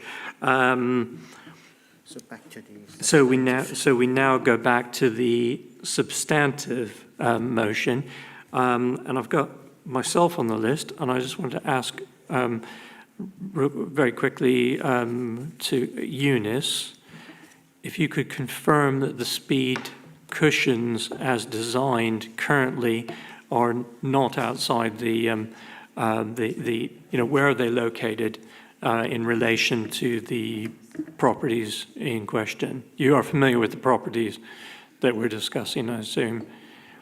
And can you confirm that? It's on the map in front of you, Chair. Okay. It shows the location of the speed cushions. Okay. So that's fine. So that it's not near the properties. No, it is not near number 4. Okay, sorry if I missed that. It wasn't clear on the printout that I had here. Okay. So great. So does anybody else wish to speak?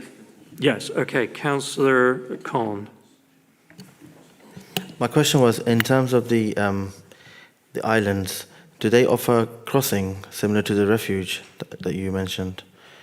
And secondly, I know, Councillor Green, you mentioned about residents raising this as a concern. I'm just wondering, the response to the survey was quite low, and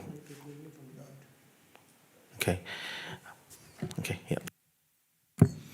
The refuge island, no, it does not provide crossing because it is very dangerous road, and we don't want this crossing to be usable as pedestrian crossing. We only using it as speed reducing features, not at the crossing point. Okay, thank you. Eunice? Yes, Councillor Green. Very few of the properties that it would have gone to are directly affected because, as you've heard, quite a lot of the back gardens there are not that many properties, so it would have gone to the whole of the Gateways development, which is just off it, but they don't actually live on the road, they live on a little bit that comes off it. So there is only this gentleman's house, the few others on that side, and the few down the bottom, and the ones on the corner of Avenue Elmers. It's not a huge number of properties that are affected, even though we will have written to others because their address is Surbiton Hill Road, like the Gateways. Yeah. Yes, Councillor Khan. So I'm looking at the on-street view. It's quite a long road without any crossing. Has there been any consideration for pedestrian crossing at all on the road? Or? No, there have been no, because we have a crossing at Maple Road and we have a crossing on the bottom of the road. So it depends where you're going from A to B. So if somebody wants to cross the road, wants to go to school, he can use the bottom junction if he can use the top junction. Yes, Councillor Green. Sorry, I just know the road really well, obviously. Most people will be walking the whole way up or the whole way down, because only towards the bottom of you've got Cranes Hill Avenue joining it, and on the other side Avenue Elmers. And if you've ever tried to pull out in a car out of Avenue Elmers to turn right or left, it's a nightmare. But there aren't an awful lot of people. So the school, Hollyfield school kids, walk up in the morning to Hollyfield School and they walk back down at night. It doesn't have many people trying to cross it. I have seen people trying to cross it by Avenue Elmers, but it's not a huge number of people, and I would not encourage them to cross there at all, because it is a bit of a blind bend with speed going down a hill. Okay. So, does anybody else wish to make any further questions or comments at this point? No, thank you. Okay. I think we'll probably need to go to a vote on this. Can I ask all those in favour of the substantive motion to raise their hands?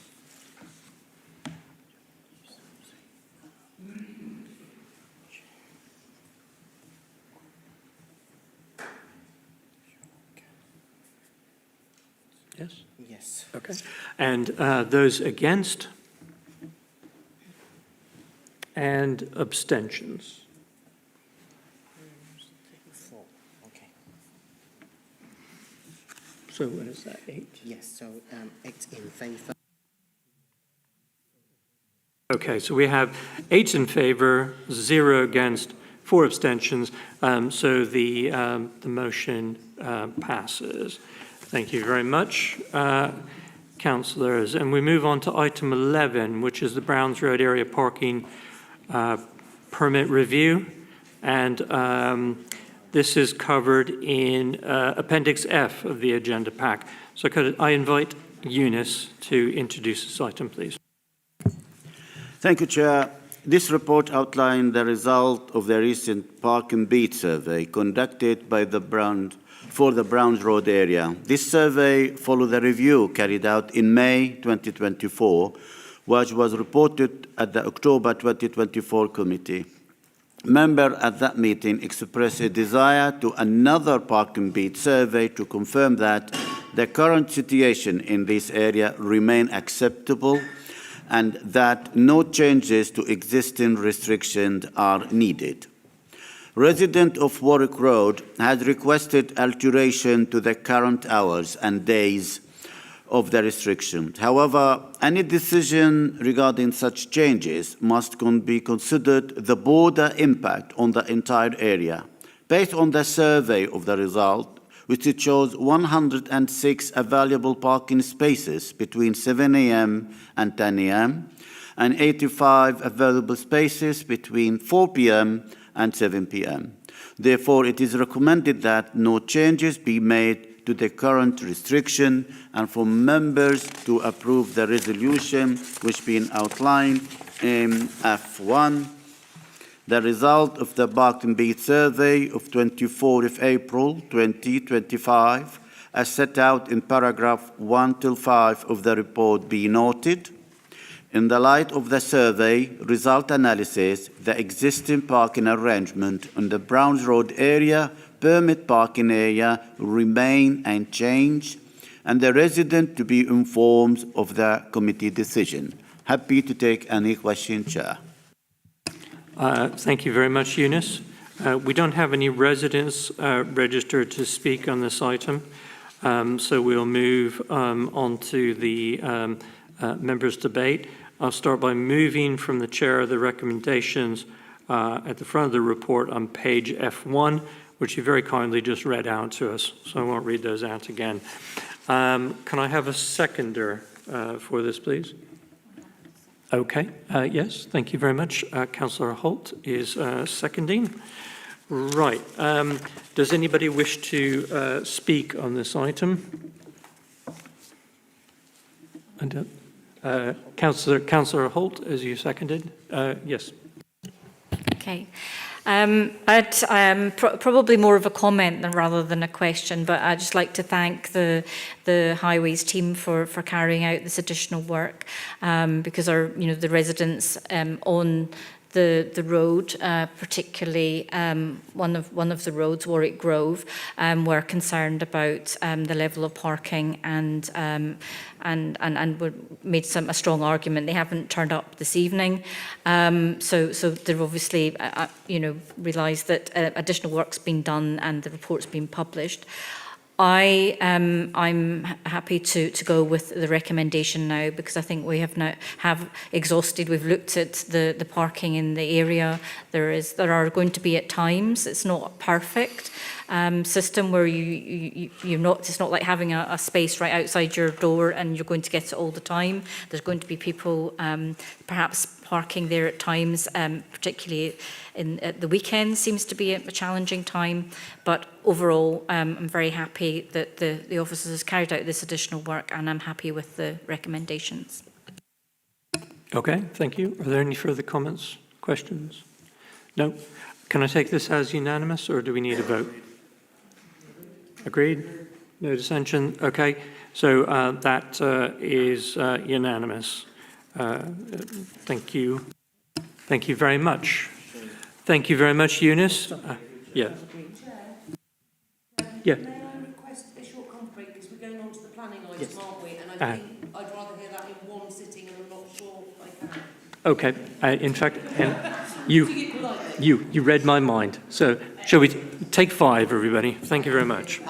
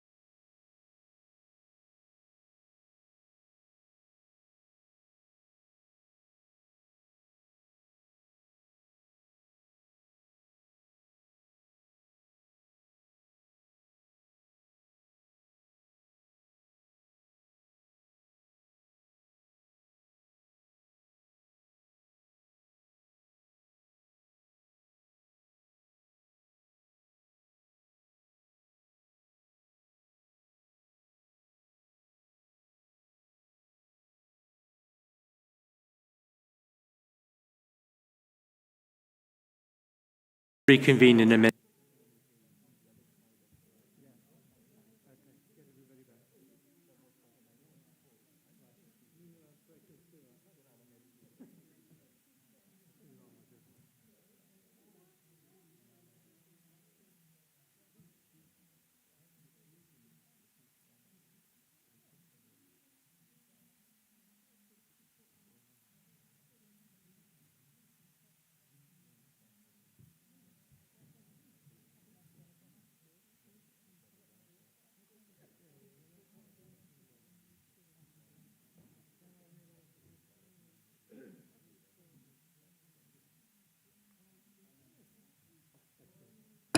Okay, so I'm told all the members are back, so let's go ahead and press on to the item 9, which is the planning application. So before we move on, just like to announce some housekeeping arrangements. Regarding public participation on the application this evening, there is a registration scheme for residents and applicants wishing to participate in the planning applications that are considered by this committee. Members of the public who have registered to speak will be invited to come forward to the table in front of the public gallery at the appropriate point. Second, members of the public are reminded that the planning application process is constrained by the need to have regard to current planning policy at national, regional, and local levels, as well as all other material planning considerations, including case law. The decision-making process is often described as quasi-judicial because local planning authorities have to act reasonably within the bounds of planning law. And the above considerations are not free to determine planning applications simply because of the weight of public opinion. So for the purposes of debate, the officer recommendation will be moved prior to consideration of the matter by members. This does not indicate that members are predisposed to a decision one way or the other. So turning to our planning application, 2402181 Uxbridge Court, Uxbridge Road. Do members have any other declarations on this application apart from what's already been made in accordance with planning protocol? No. Okay. We'll then move to the application.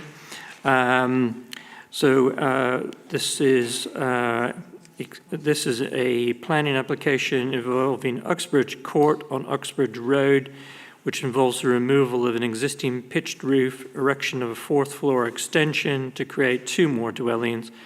And you can find this at pages D2 to D44 of the agenda. So apart from the planning officer, we have 3 speakers on this item, and the applicant has not registered to address the committee. So I would like to invite Lucy Bennett, Principal Planner, for presentation to introduce the item. Lucy. Thank you, Chair. So the application presented before committee tonight is planning application reference number 24/02181/full. It involves the removal of an existing pitched roof and erection of a 4th floor extension to create 2 dwellings with a bike store. It's located at Uxbridge Court, Uxbridge Road, Kingston upon Thames. Sorry.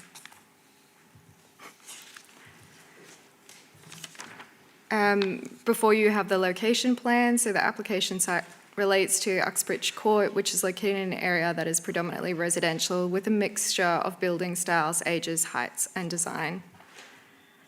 In front of you, you have the block plan, an aerial and street view of the application site. So the application property is a 4-story building with a large front bay incorporating a balcony on each floor and topped by a large parapet. The site is located in a conservation area, and the adjacent building to the east at number 25 Uxbridge Road is a building of Townsgate Merit. Before you have the existing site plan. We then move to the proposed site plan. A new cycle storage area for the 2 new dwellings will be located in the rear garden, and additional bins will be located within the front storage area. We move to the existing floor plans. The existing building contains 8 flats. We then move to the proposed floor plan. The new upward extension will include 2 flats, and I've just added an area outlined in red, which indicates a no access area. So the rooftop outdoor amenity spaces will be contained to the front of the dwelling. Before you have the existing front and side elevation, existing rear and west side elevation, proposed east side elevation, proposed rear elevation, proposed west side elevation, proposed street elevation, proposed section, the submitted tree protection plan. So I know this is a very busy plan, but in essence, no trees are proposed to be removed, only minor pruning to facilitate the proposed development. Council's tree and landscape officer has raised no objection to the submitted tree protection plan. Proposal. So as I mentioned before, it involves the removal of the existing pitched roof and erection of a 4th floor extension to create 2 flats. It involves the inclusion of a new bike store for 4 cycle parking spaces located at the rear of the property, and a waste and recycle store located at the front of the property within the existing building. It will be a car-free development. So changes made since the previously refused application, which was for a very similar proposed development, include a legal agreement to be secured or has already been agreed by the applicant to secure car-free development. Additional arboricultural information has been submitted, and relocation of the bike store outside of the rear car parking area to the rear communal outdoor amenity space. Some key planning considerations considered as part of this application is the following items. Late material included response to additional objections received and a final list of conditions. And the recommendation is to agree and approve the application subject to conditions and completion of a legal agreement, and to delegate authority to the Director, Planning and Regeneration at Council to finalise the recommended conditions and negotiate, agree and finalise the legal agreement as set out in the report pursuant to Section 106 of the Town and Country Planning Act.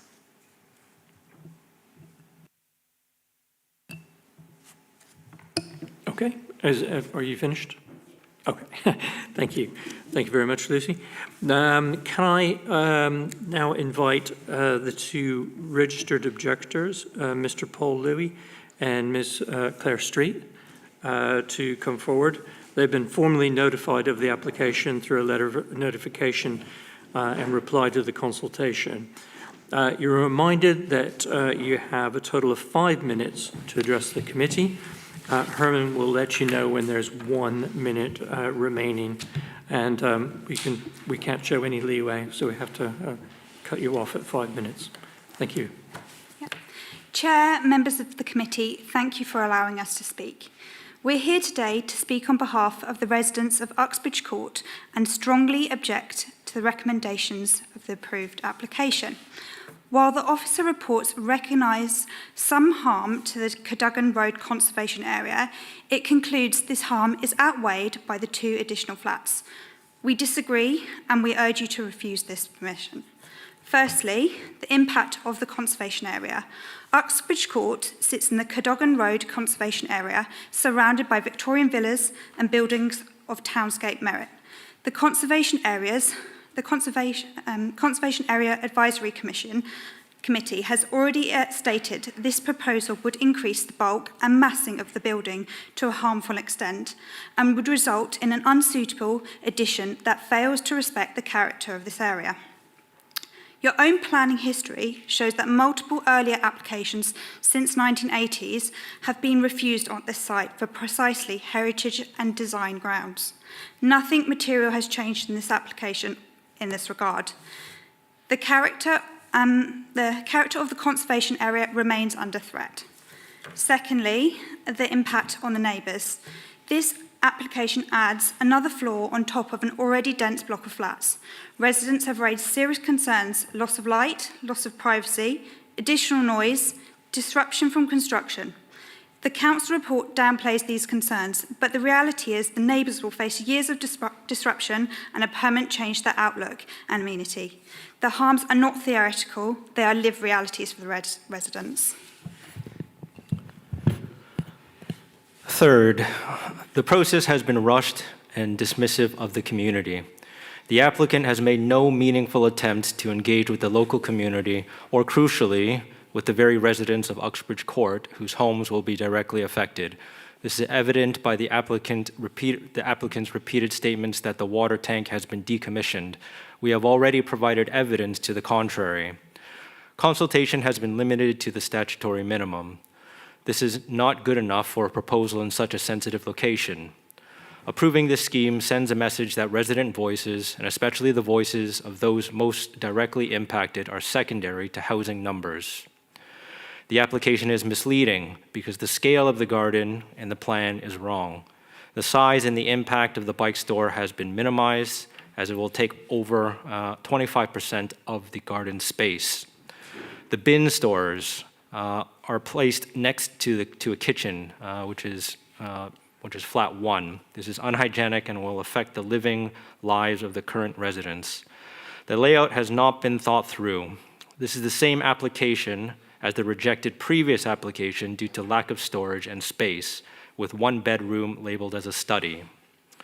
Despite the applicant agreeing to a car-free development, this does not stop new residents parking in the current off-road parking spaces. If this were to happen, there could be potentially up to 4 more cars, and forcing residents that live in Uxbridge Court and on Uxbridge Road already to find parking elsewhere. These points prove that this is a poor application that has been repeatedly submitted without any consideration to how to improve it in order to pressure the council to approve. Fourth, the balance of harms and benefits. The officer report accepts that there will be heritage harm, albeit judged as, in quotes, less than substantial. Because case law makes clear, any harm to a conservation area carries significant weight against approval. 2 additional flats, just 2, do not outweigh the lasting damage to the setting, the loss of architectural coherence, and the harm to neighbors. In short, this application asks you to sacrifice the long-term character of a conservation area and the well-being of existing residents for a very small and short-term gain in housing delivery. This is not a balanced or sustainable approach.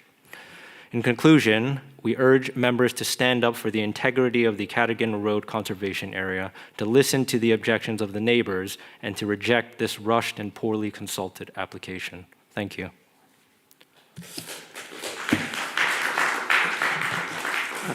Thank you very much. Can you take your seats again in the public gallery? Can I invite the following registered objector, Mr. Liam Street, who has not been formally notified of the application through a letter of notification, but has replied to the consultation, to come forward. Again, you're reminded that you have a total of 5 minutes to address the committee. Herman will let you know when you have 1 minute remaining and when your time is up. Thank you. Thank you. Chair, members of the committee, thank you for the opportunity to speak today. I'm here to strongly oppose the recommendations to this application. I do so on behalf of the concerned residents and the supporters of the Cadogan Road Conservation Area. I'll begin with one of the fundamental issues with this application, which is design and architectural merit. This proposal has none. The extension disregards the original character of Uxbridge Court and the surrounding Victoria architecture. The Cadogan Road Conservancy area deserves better than this application, which adds bulk and no beauty. The application applicant has multiple opportunities to present a design that enhances the building and its setting. Instead, they've submitted a scheme that is virtually unchanged from numerous previous rejected applications. The officer's report acknowledges less than substantial harm to the conservation area, but even less than substantial harm carries significant weight under the planning law. The Conservation Area Advisory Committee has reiterated the proposal increases bulk and massing to a harmful extent. It extends the building beyond the height range typical of Uxbridge Road and undermines the setting of nearby buildings of townscape merit. The neighbourhood impact. The application adds an additional floor to an already dense block. The neighbours will face a loss of light, privacy from the extension and the terrace. And despite a promise of a car-free development, there's no mechanism to prevent the new residents from using existing off-road parking, as they said before, and then potentially displace the current residents onto the already congested Uxbridge Road.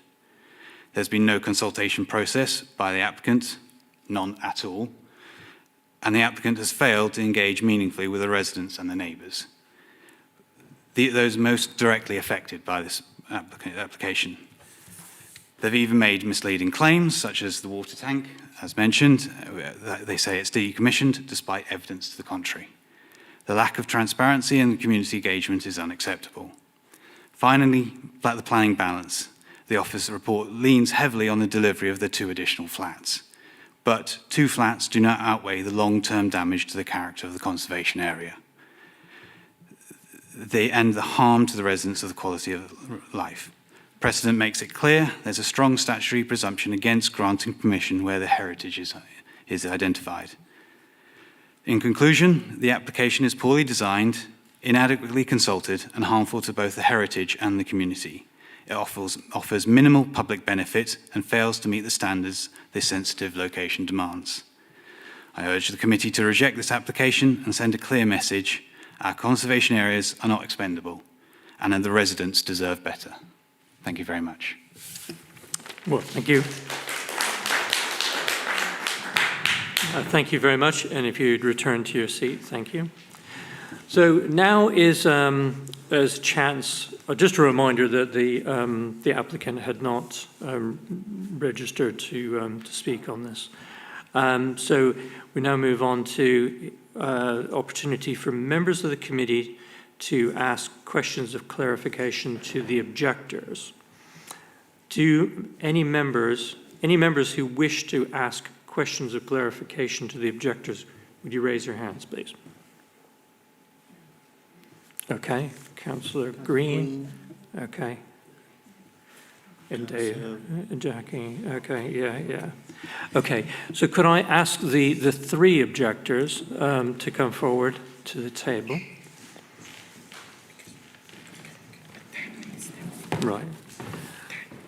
Right.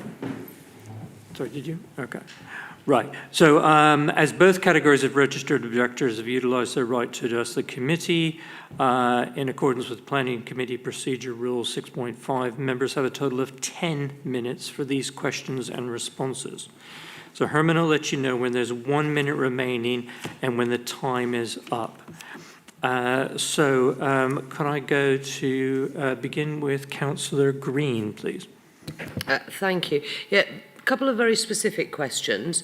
So, as you heard earlier, I attended the site visit. There are 8 garages which I believe are allocated. This is for the residents of Surbiton Court. Allocated 1 to each flat. Is that correct? Yeah. It's hard to judge from the outside, but are those garages, in your experience, used for parking cars, or are the cars just too modern and big? Yeah, too modern and big, they don't fit in. So I assume residents use them for storage and bits and bobs and everything else that you accumulate. Okay, thank you, just wanted to clarify that. And then the second one is about the amenity space at the back, where the proposed bike store would go.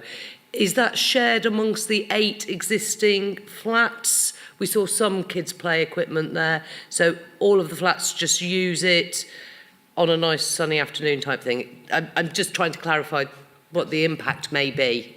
Yeah. Yes. We've got multiple children in the flat, and they do use it's a small green space, but they do use it, yes. That was all, thank you. Okay, thank you, Councillor. Councillor Davis. Quite a few, but I'll kind of fire them at you, and I think I'm going to imply that I know some of the answers. You talked about loss of light. Do you mean to the neighbouring flats, yes, not to yours? Okay. The water tank, can you explain how that is currently used? I believe that it's used for some of the flats for the toilets, so it's based up in the sort of attic loft space that there is currently. So that on multiple times on all of the applications, we've kept saying that it is being currently used, and every time the applicant just takes photographs of a working full water tank. So it's not true that every flat flat has its own water tank and they're self-sufficient or self-contained? No. Okay, thank you. The cupboard with the bins in it, we looked in it yesterday on our site visit, and it obviously had a chute in it at some point, so that would have been a really disgusting, smelly thing once. Modern bins are not quite so bad. Would you consider, if this application were to be granted, that the resident who lived in the flat who would be offended should have access to those bins, and the people who were in the new flat should go around the back like everybody else? Then they'd be responsible for their own smells, I'm trying to say. I just don't know how that would work. I don't know how you would just section off one bin for one flat. You just have a cupboard with a lock on it, that's what I'm saying. And then what they would have to just get the lock open every time for the binman, because then that's extra work. You know, it's not really a suitable space. It's not been used for years, as I'm sure you'd seen. The chute has been decommissioned for years. It is just sort of an empty space. Okay, thank you. That's right outside of a kitchen. You talk about off-road parking spaces. When we were there yesterday, apparently there is no official off-road parking around the back. It's clearly used for parking, but that should just be access to the garages. But officially, it's not off-road parking around the back. I think even in the drawings, it looks like there's It does, car it does. parking But spaces. I'm going with what the freeholder told us. Finally, it's a car-free development. So in theory, the people upstairs should not have cars. And I understand this may be for the planning officer that people buying these flats will not have access to parking permits in the area. That is a concern. If they don't have access to the permit, they will park behind where the cars are parked. Okay, thank you. Forcing the people who can get permits onto the road. That road is already congested and is busy in the evenings. I don't know what time School down the end and a synagogue on the other side. It does get busy every Saturday. The councillor who goes there could attest that on Saturdays it is very busy. Okay. The shopping, people park there to go into either Surbiton or into Kingston. So it is busy, and at night it's very busy. Thank when you. Everyone returns home. Thank you. That's me done. Thank you. Okay, thank you, Councillor Davis. Do we have any further questions from Councillor Holt? You've partially, I think, answered this already, but my question is about where, how do you control the parking? You're saying that the additional flats will be problematic, but how do you control it at the moment? Because it sounds like there's garages, but there's not actually numbered spaces for people to park. So it is a first come, first served sort of situation out back anyway. So it is like an element of us do have to park on the road. So it's just going to force more cars onto a busy road. Yep, but it's not managed. The key bit is it's not managed just now. It's a first come, so not everybody will necessarily get space at the moment. Yeah, okay, thank you. Okay, thank you, Councillor. Do we have any further questions for the applicants? Sorry, for the objectors. I apologise. For the objectors? Councillor Waldridge. Yeah, I would love to have an opportunity to speak to the applicant. But he's not here, is he? No, the applicant... He's stuck in traffic? He just The applicant has not registered to speak. Oh. Therefore, according to the rules of the committee, we cannot ask him. It's a little unsettling. Okay, thank you. Which, of course, has nothing to do with planning law. You say there's been no consultancy. What do you mean? Clearly, there's been no consultancy. He hasn't talked to us at all at any point throughout the multiple applications. We've had no contact with them at all, other than them keep telling us that there is a something is yes, Sorry, on the I'm portal. a bit deaf. What did you say? From the council, we've had we've been contacted by the council to say that obviously the application's gone through. Apart from that, nothing. Right. So no kind of consultation on the design. I think the design of the flats up the top. There's a bathroom over the top of a bedroom. There is a kitchen over the top of a living room. There's been no design consultation at all. So no one's talked to us about anything to do with the how it will affect the rest of the residents, or kind of how if the building happened, like how they would go about constructing it. So there's just nothing. They just haven't talked to us at all. Okay, so, okay. It's a shame the person's not here. Thank you very much. Okay, thank you. Are there any further questions from members? Okay, I've seen no further questions. Thank you very much for answering our questions. If you could return to your seats. Thank you very much.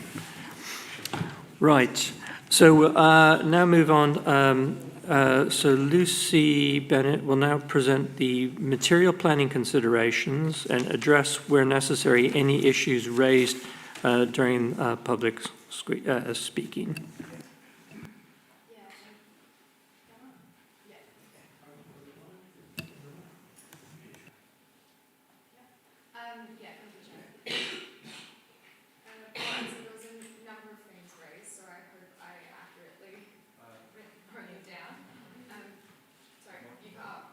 Sorry. Oh, there we go.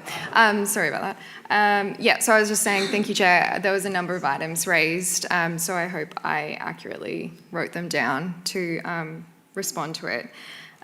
So a point of clarification is one objector mentioned that the previously refused scheme for the same proposed development, which includes an upward extension, was refused on design grounds. So I just want to clarify that in the previous refusal, design and impact on heritage was not a reason for refusal.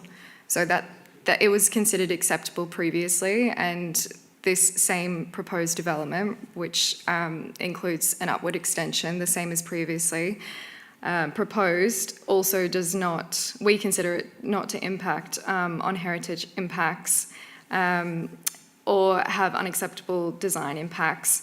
So when looking at, yeah, you were right in saying that it results in, we consider it less than substantial harm on the conservation area, but that harm is on the lesser end of less than substantial. And the National Planning Policy Framework tells us that we need to apply a balancing act where the adverse impacts have to outweigh the benefits. So when we look at that balancing act, we can see that we need to consider, will the harm be significantly and demonstrably outweigh the public benefits? And in our mind, it does not, because it's the provision of 2 new dwellings at a time where council cannot currently demonstrate a 5-year housing supply. There was also concerns raised about impacts on neighbouring residential amenity. So the point on privacy, I'd just like to reiterate that privacy screens are proposed at around the rooftop amenity space, and the details on that will be secured by condition. There will also be some restrictions on the use of the flat roof by condition as well. And the point on noise, so there was some concerns raised about noise between the existing flats and the new flats. An acoustic report will be secured by condition, and council will have the opportunity to look through that and ensure that the details provided are appropriate and will mitigate any unacceptable noise impacts. As well, I guess, in a construction sense, noise disturbance, dust, that will all be managed as well as part of a subsequent construction management plan, which will also be secured by condition. And then there was a few concerns raised in terms of additional impacts on on-street parking. So again, just want to reiterate that the future occupants of the 2 new dwellings, they will be restricted from obtaining on-street parking permits by legal agreement. And then in terms of the use of the driveway and the existing garages, well, it's quite clearly stated on the proposed site plan that the driveway should not be used as a car parking area. And potentially something that we could include as part of conditions, and if members are likely to support this, is a car park management plan. later, which will be secured by condition and may help manage this situation more formally.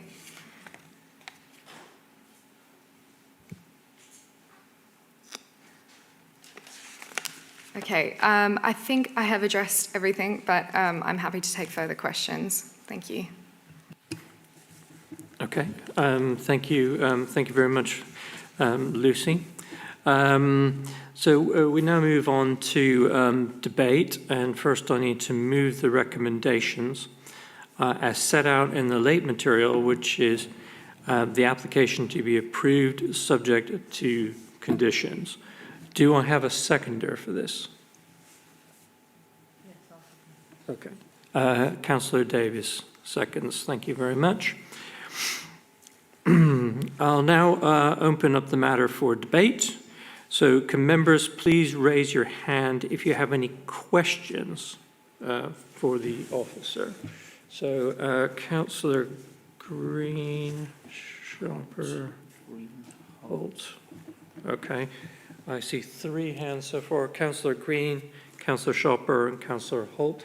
Any further ones to add to my list at this moment? No. Okay. So Councillor Green. Okay, and this is questions of the officer, isn't it? Yes. Thank you. If I've been looking at the history of the applications of this site, it is quite a lot of history.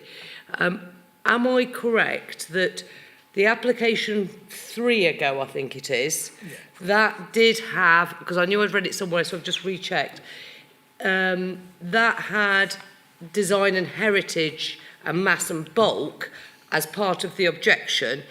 The last but one and the last one didn't have that. So is that because of a design change that happened between application that was back in 2000 and where is it? So, right, let's make this a bit clearer. Page A8, that application that was refused on the 26th of January 2023, that does have design and bulk and massing as a reason for refusal. The application that was rejected on the 30th of May 2023 and the last application on December, rejected in December 23, does not have it. So my question is, what changed between application 3 ago to application 2 ago that carries through to this one? Thank you. So is that clear, Lucy, or have I... No, that is clear, Councillor Green. Unfortunately, without having the plans in front of me, it's hard to answer that question specifically. However, what I can say is the last refusal, the last application that was brought forward, that was refused, were presented nearly exactly the same design, apart from some elements on the ground. So the location of the cycle store, the refuse, that element. Previous to that, without having the plans in front of me, I can't say for sure what the design changes were, but the previous refusal and the current scheme presented before you includes a design that is set back from the perimeters of the building, and is also, if we bring up probably the street view, you can see that the overall height of the building is commensurate with the existing height of the roof as it is now. So in terms of scale and mass, officers found it to be acceptable, given that the siding, the setback, the height, in combination, meant that it wasn't unacceptable. We considered it to be fine on design grounds and in accordance with the relevant planning policy. I'm not sure if that exactly answers your question, but... I think it does, and I've had a quick look online at the previous application, and I think it was the setback that, from what I can see on the drawings very briefly, that's the difference between 3 applications ago and this one. I do have other questions, but I'm conscious they're probably the same questions as other people want to ask, so I'm going to let them ask those questions. But if they don't, can I come back at the end with another question? Of course you can. I don't want to take all the questions. Okay, I'm sure you could keep us here all night with you, but you have a lot of experience in this area. Right, Councillor Sharper. Thank you, Chair. So my questions are to do with layout and ceiling heights. In fact, I've got 3 questions, if you don't mind. Thank you, Lucy. The first question actually would be about the stacking arrangement. So I just wanted to say it has been extremely difficult from this pack to have any detail about what the rooms are. There's no labelling. The second is there are no measurements, apart from a simple scale. So I am not equipped to fully be informed, as probably we should have been actually, as just as a point of feedback, first of all, on the scaling of this map. Because at the moment I'm not informed as to where the kitchen, bathroom, living room or bedrooms are located. Secondly, I'm just guessing, so if you can clarify that first of all. The second point, at least unless I've missed something, of course, the second point is I want to understand more about the layout, because in the report it obviously, in a quote, deviates from the existing stacking arrangement with the living room positioned directly over a bedroom to the flat below. But obviously with the lack of information on the plan, I need clarification. And finally, the ceiling height.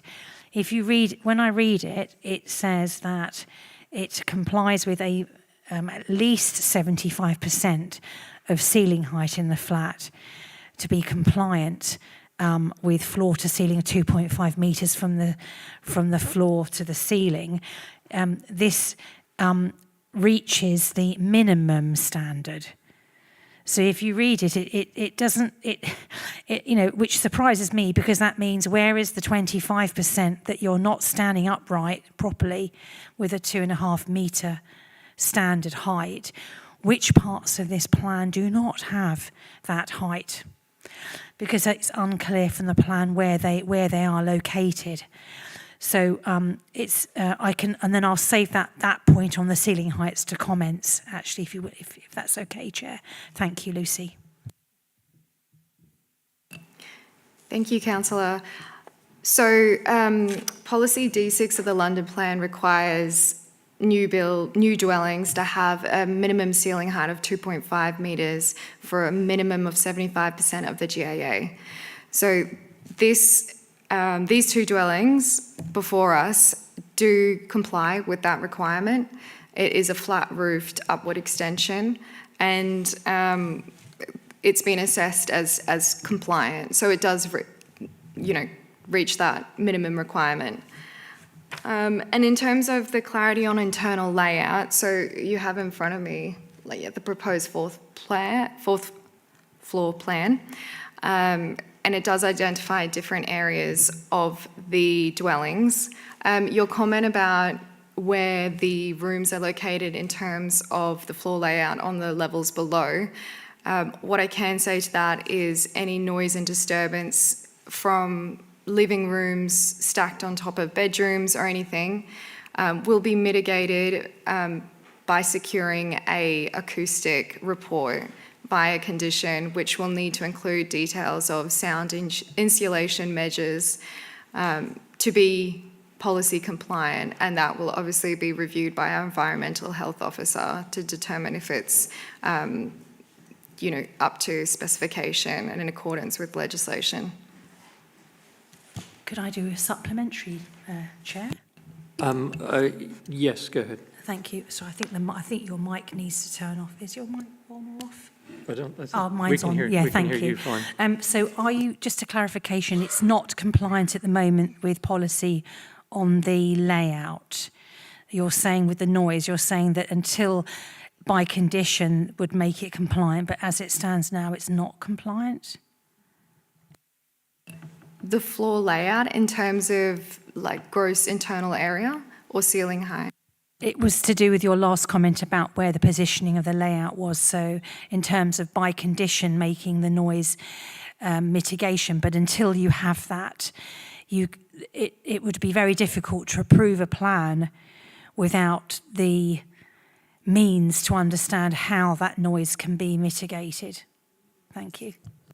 Yeah, I understand the question. So in terms of gross internal area, it is policy compliant, so it does comply with the requirements of the minimum floor standards under policy D6 of the London Plan. So it is compliant in terms of ceiling height, internal floor space area. There's no requirement to have a living room next to a bedroom or bathroom, so there's no policy requirements in that regard. But in terms of size, layout, ceiling height, built-in storage, all that, it is compliant with the relevant policy. I think, Lucy, that my question was probably directed about the condition for noise reduction.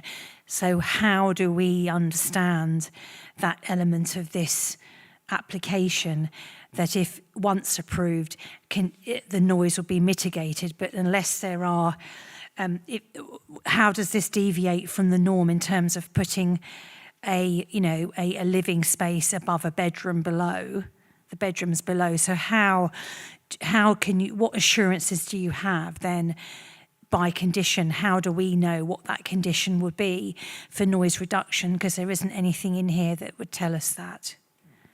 That's my question, is how have you approached that issue of noise reduction? Thank you. Yeah, I understand, elements. So it is a residential development below, and there is going to be proposed residential above. So the impacts will be almost commensurate with the use. So in terms of construction methods and building certification requirements, that's not within the remit of planning. But when it comes to acoustics, they will be testing, window specifications, flooring, ceilings, all that. And if additional mitigation measures are required, then that will be tested. Chair, it really is an important point of clarity. It really is an important point of clarity that in the report it says by condition, so we would be asked or requested to add a condition. Is that what this report is asking us to do? Because it talks about by condition, so I couldn't see anything in the condition that would give us any indication of what that noise reduction would be. Thank you, Chair.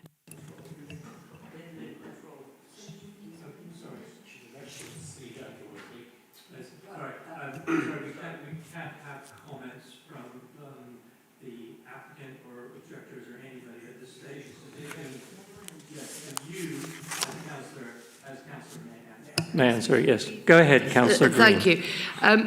I think you'll find it's fairly standard to suggest a condition where there is a concern like that, but we are not experts in, I wouldn't have a clue what you'd put in to do noise, because we have people who are experts, and it would come under building control, under detailed design, that the experts in building control would be able to measure, because they would know what is the right materials to put in.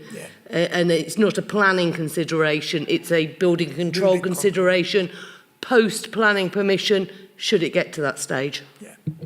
Thank you very much for your comment there, Councillor Green. So I'm going to move on to Councillor Holt, please.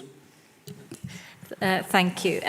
My two questions are, I've got two, and one is to do with the bin storage. And in my understanding, and just asking the question as to, my understanding was that in a conservation area particularly, we shouldn't have bin storage at the front. Now, I know this is slightly different because we've got an existing building and we're adding a bit to it, and previously it was some sort of internal chute system, but is that the case in a conservation area that should be at the back rather than at the front? Yeah, so we try to reduce the amount of impacts on the street scape and the local area as much as possible. So our preference would be that bins are located at the rear of the property or at least enclosed if it does have to be at the front. Okay, so we could, well, I'll take that away when we come to maybe some additional conditions to do with the bin storage. I'll leave that. So my second one was about the water tank. There's some sort of, whether it is used or not, still in use. And I just want to know, is that a planning consideration?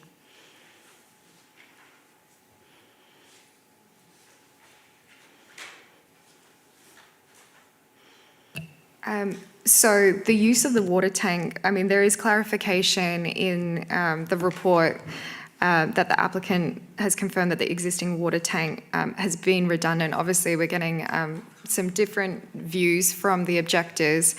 In terms of whether it's within a planning remit, is obviously we want the the new dwellings to have access to water. That's our main point.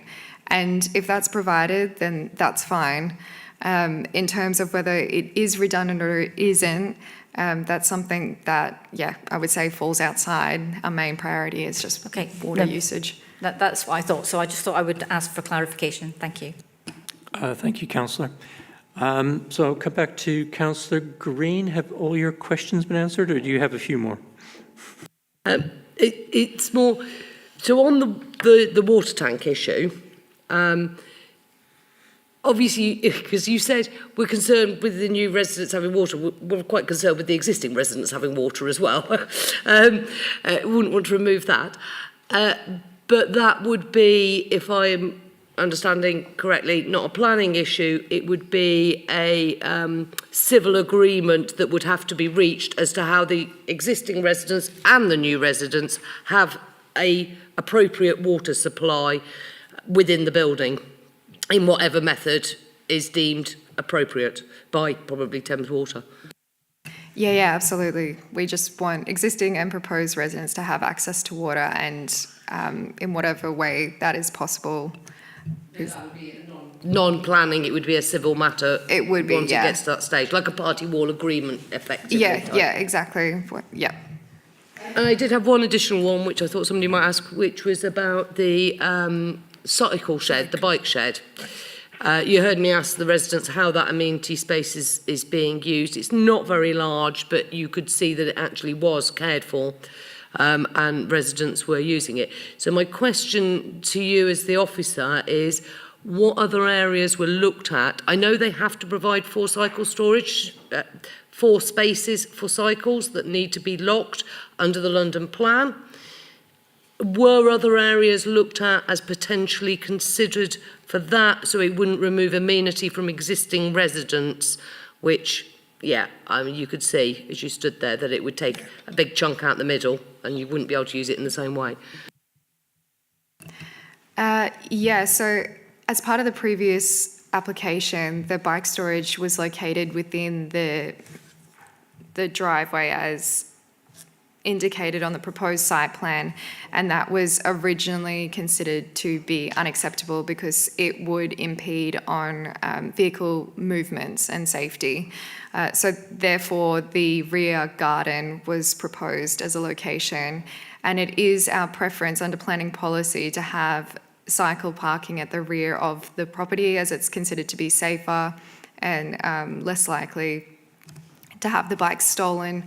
And then on top of that, if we did move it to a secure location at the front of the property within a grassed area, that would then roll on to impacts on the heritage and the conservation area and the impacts on the overall street scene. So the rear garden was deemed to be the most acceptable location for the cycle storage under planning policy.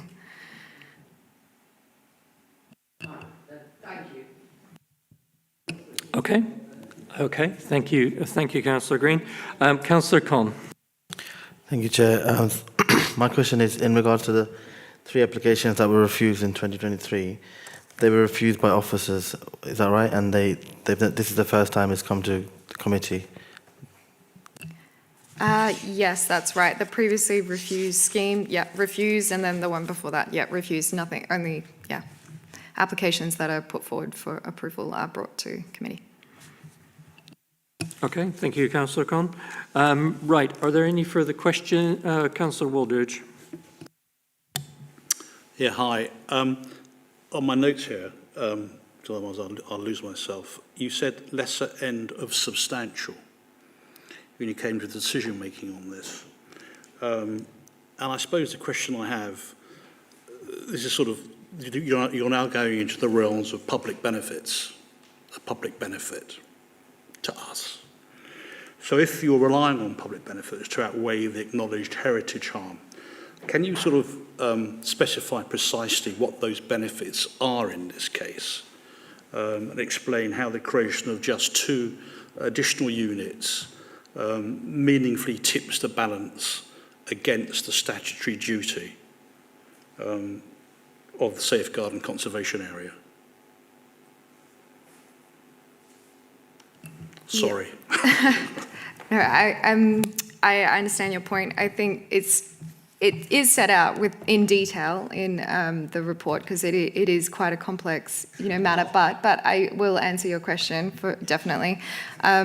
So as I mentioned before, the design of the proposal in terms of the siding, the setbacks from the edge of the roof, the height, all combine to lesser the impacts on the conservation area and how the proposed upward extension is seen within the local area.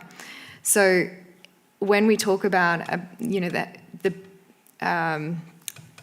balancing of heritage harm, so we have to look at the level of harm proposed, and we are saying that it's on the lesser end of less than substantial, which is actually a term used under the National Planning Policy Framework.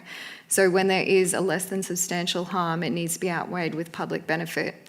And because we consider the harm to be so small, and the benefit of 2 additional dwellings, when council cannot achieve a 5-year housing supply, we do consider the benefits to outweigh the less than substantial harm to the conservation area. So the balancing has been done, and we consider it to be outweighed. Yeah. Okay, thank you, Councillor. If there are no further questions, then thank you very much, Lucy, for answering our questions. Can I ask councillors to raise your hand if you'd like to make any comments on this application? Right. Green. Green. Oh, okay. Okay, right.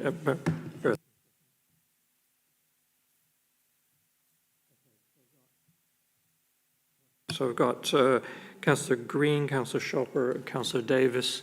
Anybody else at this point? No, great. Councillor Green then, please. Oh, and then Councillor Hall. Okay, all right. Okay, so comments on the application. I've got some issues with elements of it.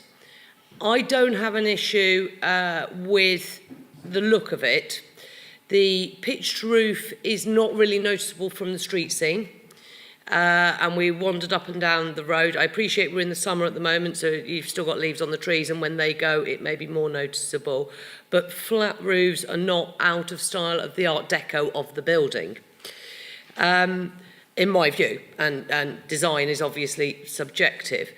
A bigger worry about looking at the design and saying, could we refuse something on design, is the fact that the last 2 applications have not refused on the same design, which means that if we then refused on design when the officers have not refused on it, should the applicant then go to an appeal, they could say, well, the officers didn't refuse on that before, so they didn't give us an opportunity to work on the design. They said it was acceptable.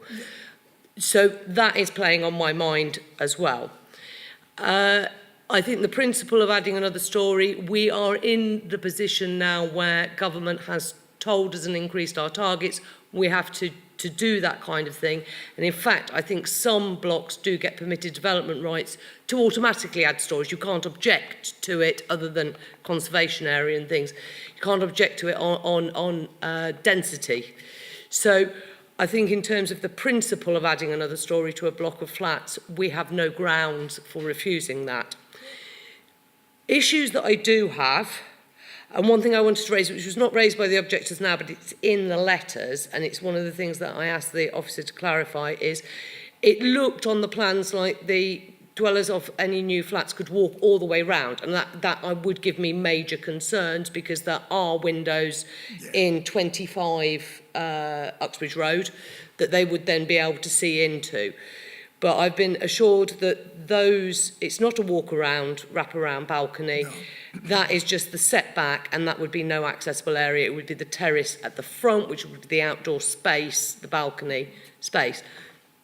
I think we need to look at how we ensure that is upheld, because we give planning permissions sometimes and then somebody changes something, and if they had a privacy screen and it got removed and then they could walk round the sides, I think that would cause would be unfair on the amenity of neighbours. So I think we need to look at how that permanently stays, and we say you can't remove it. Other things, bins. I know why the officers have said put that in the existing bin storage. It doesn't work. It's not fair on whose flat it is that is there, having the bins right next to it. I notice all of you go round the back, you've got a series of bins at the back. We need to look again at where, if this was to be approved, where the bins go, because I don't think that is the solution. I don't think you can have a bin shed at the front, because that would look horrible. But how you create room at the back, that I am not sure of. But I think that needs to be in negotiation with the existing residents and their bins that they currently use. The bike shed, again, I know why it's been put there, the officer has explained that. It takes away amenity from existing residents, and I don't feel that is fair. It is not a lot of outdoor space that those 8 flats currently share, and if 2 more flats were built, there would be 10 flats trying to share that small garden space.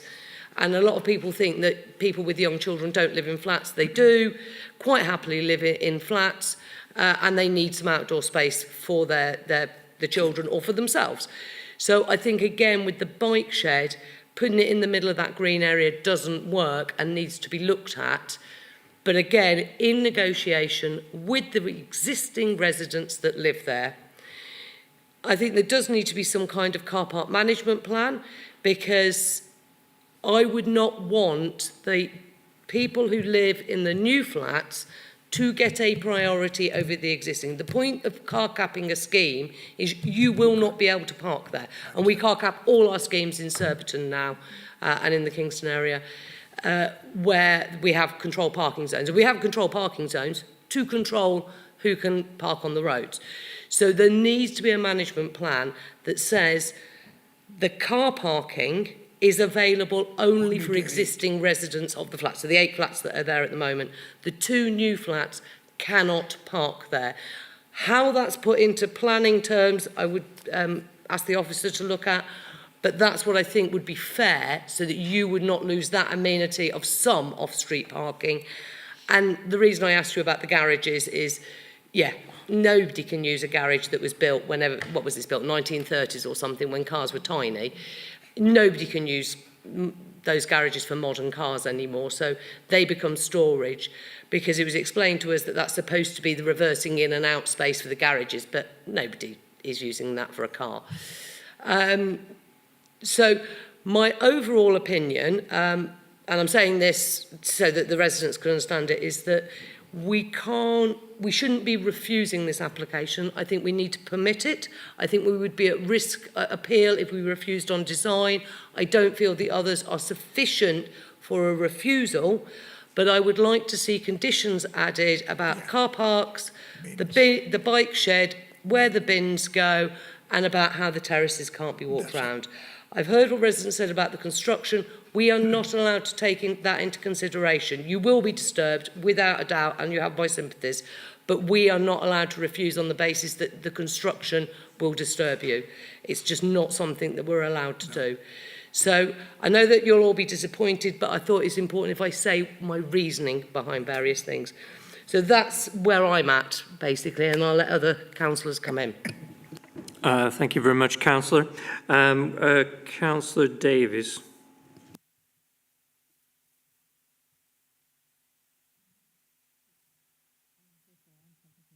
Actually, I think Councillor, it's too late at night, Green has touched on one of my points, which was about the design element, where the a pitched roof is inconsistent, actually, with the Art Deco feel of the building, which is very square and flat-fronted. And that was my point, and she's already made it. Sorry. Okay. So, thank you, Councillor. Right. Councillor Holt.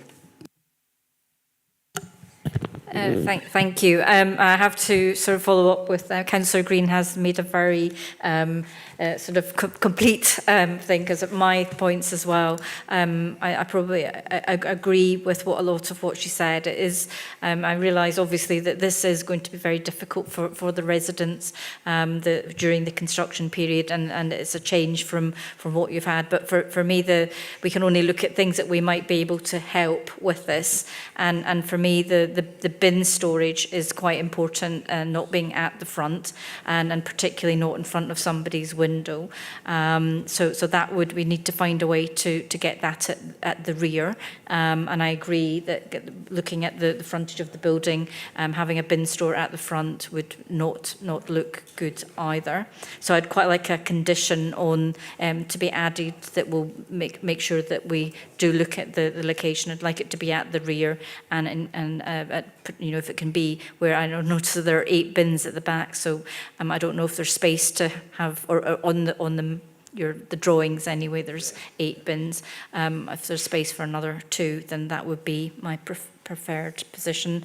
With regard to the access at the top, I think definitely if we can find some way to make sure that in the future that you cannot take away whatever is there to stop you getting through, because we did ask, I think previously in another application where it was windows, if they were obscure, we had to make sure it wasn't just a film that could be pulled off. We had to be very clear that it's something that will be fixed and can't be changed.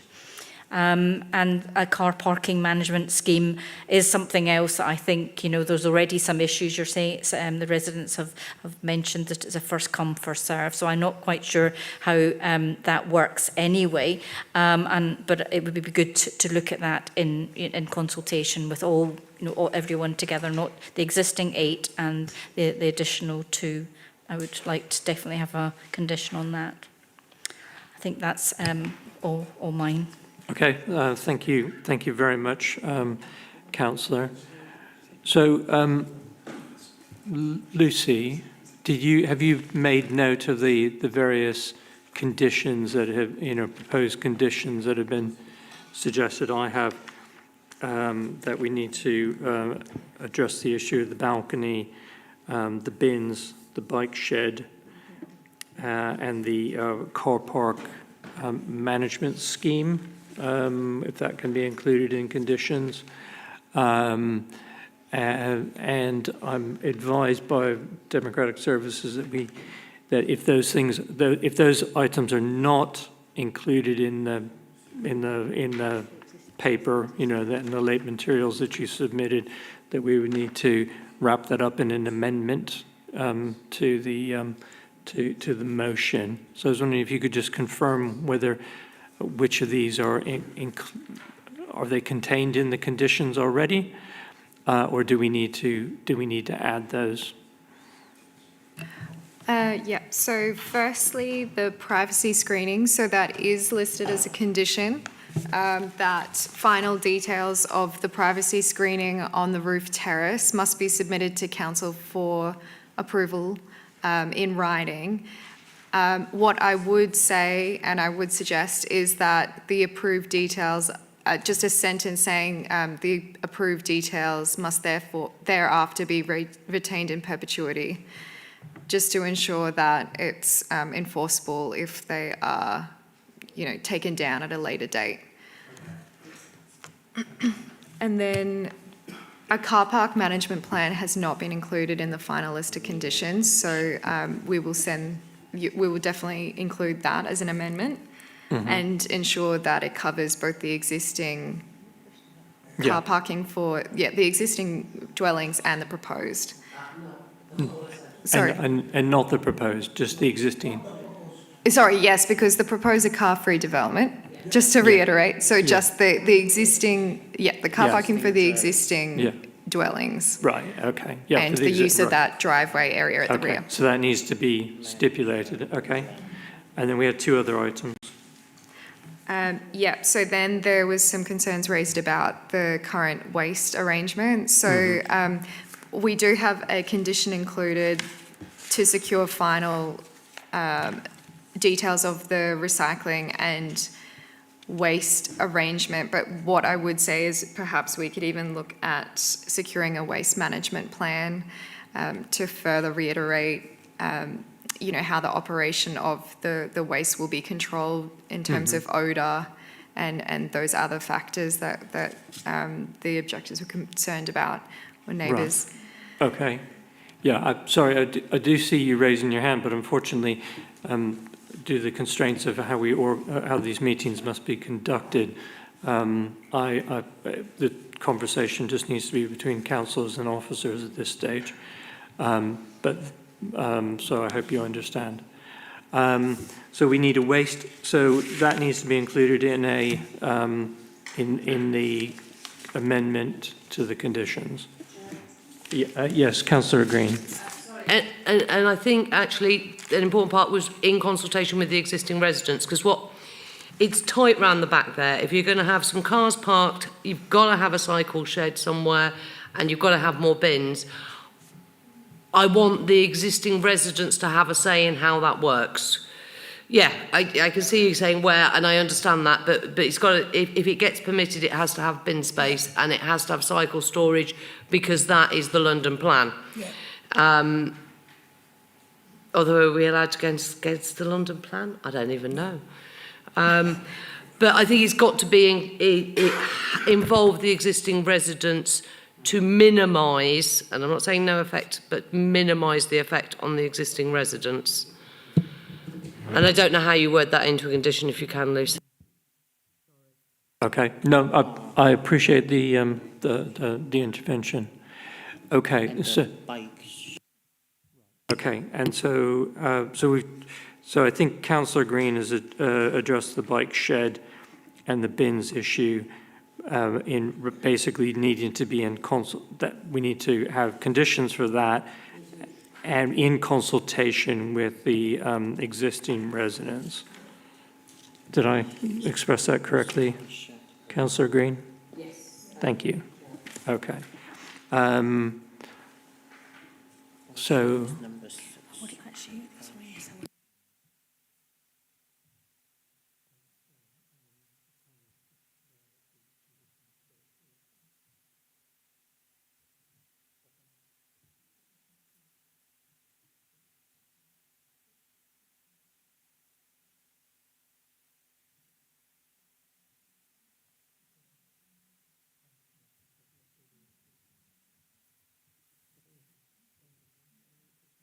Okay, just for clarity, the items in the late material are included that was part of the motion that we moved. Those conditions are part of the motion that, right, okay, so, right, I just need to clarify that for the benefit of councillors. Right, so I think we have all the conditions. I think you Yes, I can.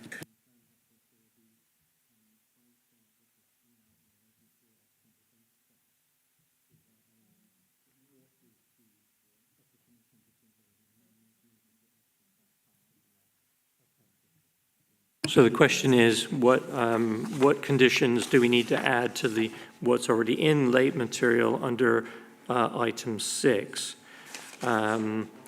which is about the secure cycle parking facilities? I think this is Yeah, this is the fact that it needs to be in consultation with the residents, I believe. So we need to add. Yeah, we can look at that. We just need to make sure that, you know, it meets the tests of the MPPF in that the conditions need to be reasonable, relevant and enforceable. So there isn't usually an opportunity for, you know, neighbours to review details of waste and recycling. However, in this circumstance and given the concerns, we could look at that. I think it's the cycle parking, yes, we can include some words in there about consultation with existing residents. And then in terms of, I'm just wondering about the refuse. I know you've raised cycling, but refuse, it's mainly about details of the waste and recycling storage, not so much, you know, how it's going to be moved and stored. So perhaps including a waste management plan might cover off on that as an additional condition on top of. And that's not included in the lit material. Yeah. Yes. It's not. It's not correct. Okay. Right. Yeah. Okay. Fine. Okay. So we want to add that. Okay. Okay. Do we feel we've covered everything off here that needs to be added in by way of an amendment to the motion? Yes. Okay. So.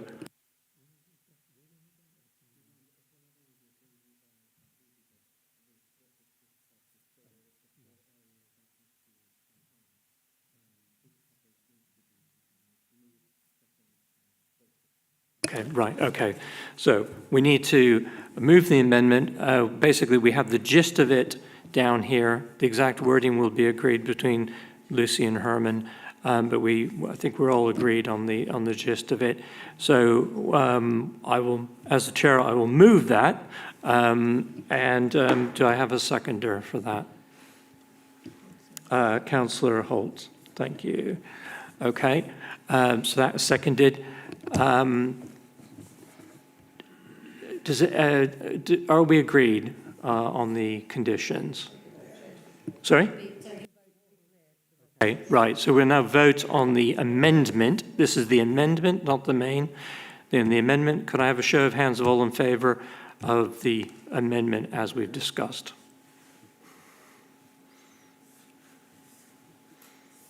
It looks okay. So that's unanimous. Okay, so unanimously agreed to amend it. So do we have any further comments on the substantive?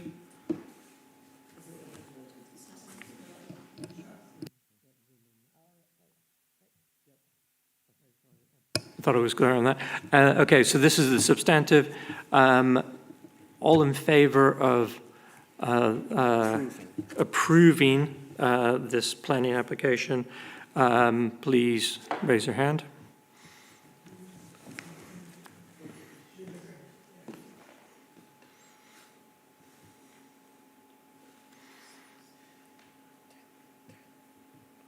Yes, I've got 10.